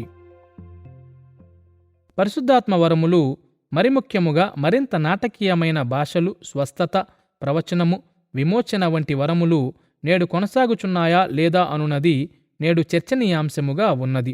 అవి నేడు కూడా ఉన్నాయా లేదా అనునది ప్రశ్న అయ్యున్నది. ఆ వరములు నేటి కొరకు ఇవ్వబడలేదు అనుటకు బైబిలు ఆధారమును చూపుటకు ఇష్టపడు ఎవరినైనా నేను ఆహ్వానించగోరుచున్నాను. అనగా అవన్నీ మరిన్ని వరముల సమూహములో భాగమై ఉన్నవి. కాబట్టి ప్రసంగము, నిర్వహణ, బోధన వంటి వరములు నేడు కూడా ఉన్నాయి అని మనము సమ్మతిస్తాము అని నేను అనుకునుచున్నాను. అలాంటప్పుడు ఆ వరములు ఎందుకు భిన్నమైనవి? కొన్నిసార్లు ఇలాంటి సందర్భములో 1 కొరింథీ పత్రిక 13వ అధ్యాయమును ఉల్లేఖిస్తారు మరియు దీనిని గూర్చి చేసిన ప్రసంగములను నేను విన్నాను. పూర్ణమైనది వచ్చినప్పుడు ఇలాంటివి, ప్రవచనములు మొదలగునవి అంతరించిపోతాయి అని చెబుతుంటారు.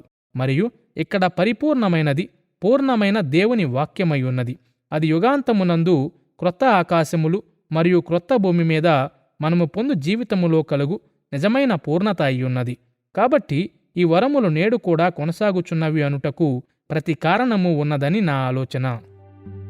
అవును, ఈ వర్ణమాల యొక్క రెండు వైపుల మధ్య ఆగిపోవుట మరియు కొనసాగుట ఆలోచనలు కలిగి ఉన్న విభిన్నమైన దృష్టికోణములు ఉన్నాయి.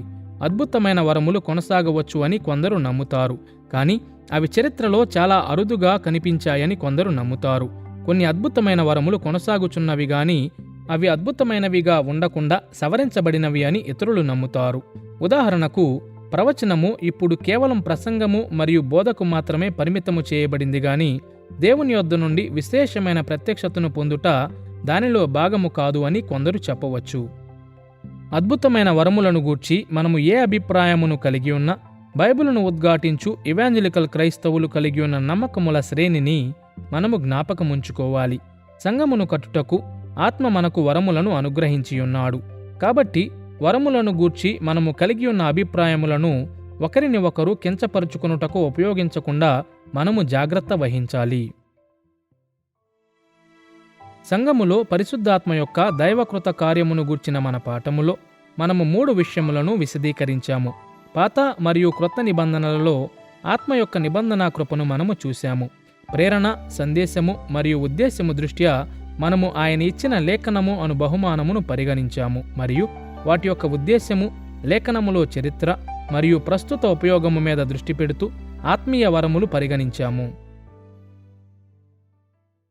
ఈ పాఠములో మనము చూసినట్లు పరిశుద్ధాత్మ యొక్క దైవకృత కార్యములలో చాలా వరకు క్రీస్తు సంఘమునకు ఉద్దేశించబడినవై ఉన్నవి. ఆయన విశ్వాసులను ఆశీర్వదించు విధానములను గూర్చి మనం ఎక్కువగా ఆలోచిస్తుంటాము మరియు ఆ ఆశీర్వాదములను గూర్చి తరువాత పాఠములో మనము చూద్దాము. అయితే ఆయన నిబంధనా సమాజము అంతటి మీద ఆయన అమోఘమైన కృపను చూపుతాడు అని తెలుసుకునుట కూడా చాలా ప్రాముఖ్యమై ఉన్నది. భూమి మీద పరిశుద్ధాత్మ యొక్క కార్యము వ్యక్తిగత పాపులను పాపము యొక్క పరిణామముల నుండి విమోచించుట మాత్రమే కాదు, అది దేవుని ప్రజలను కట్టి బలపరచి ఆయన రాజ్యమును లోకమంతటా వ్యాపింపజేయునట్లు వారిని పురికొల్పుట అయ్యున్నది.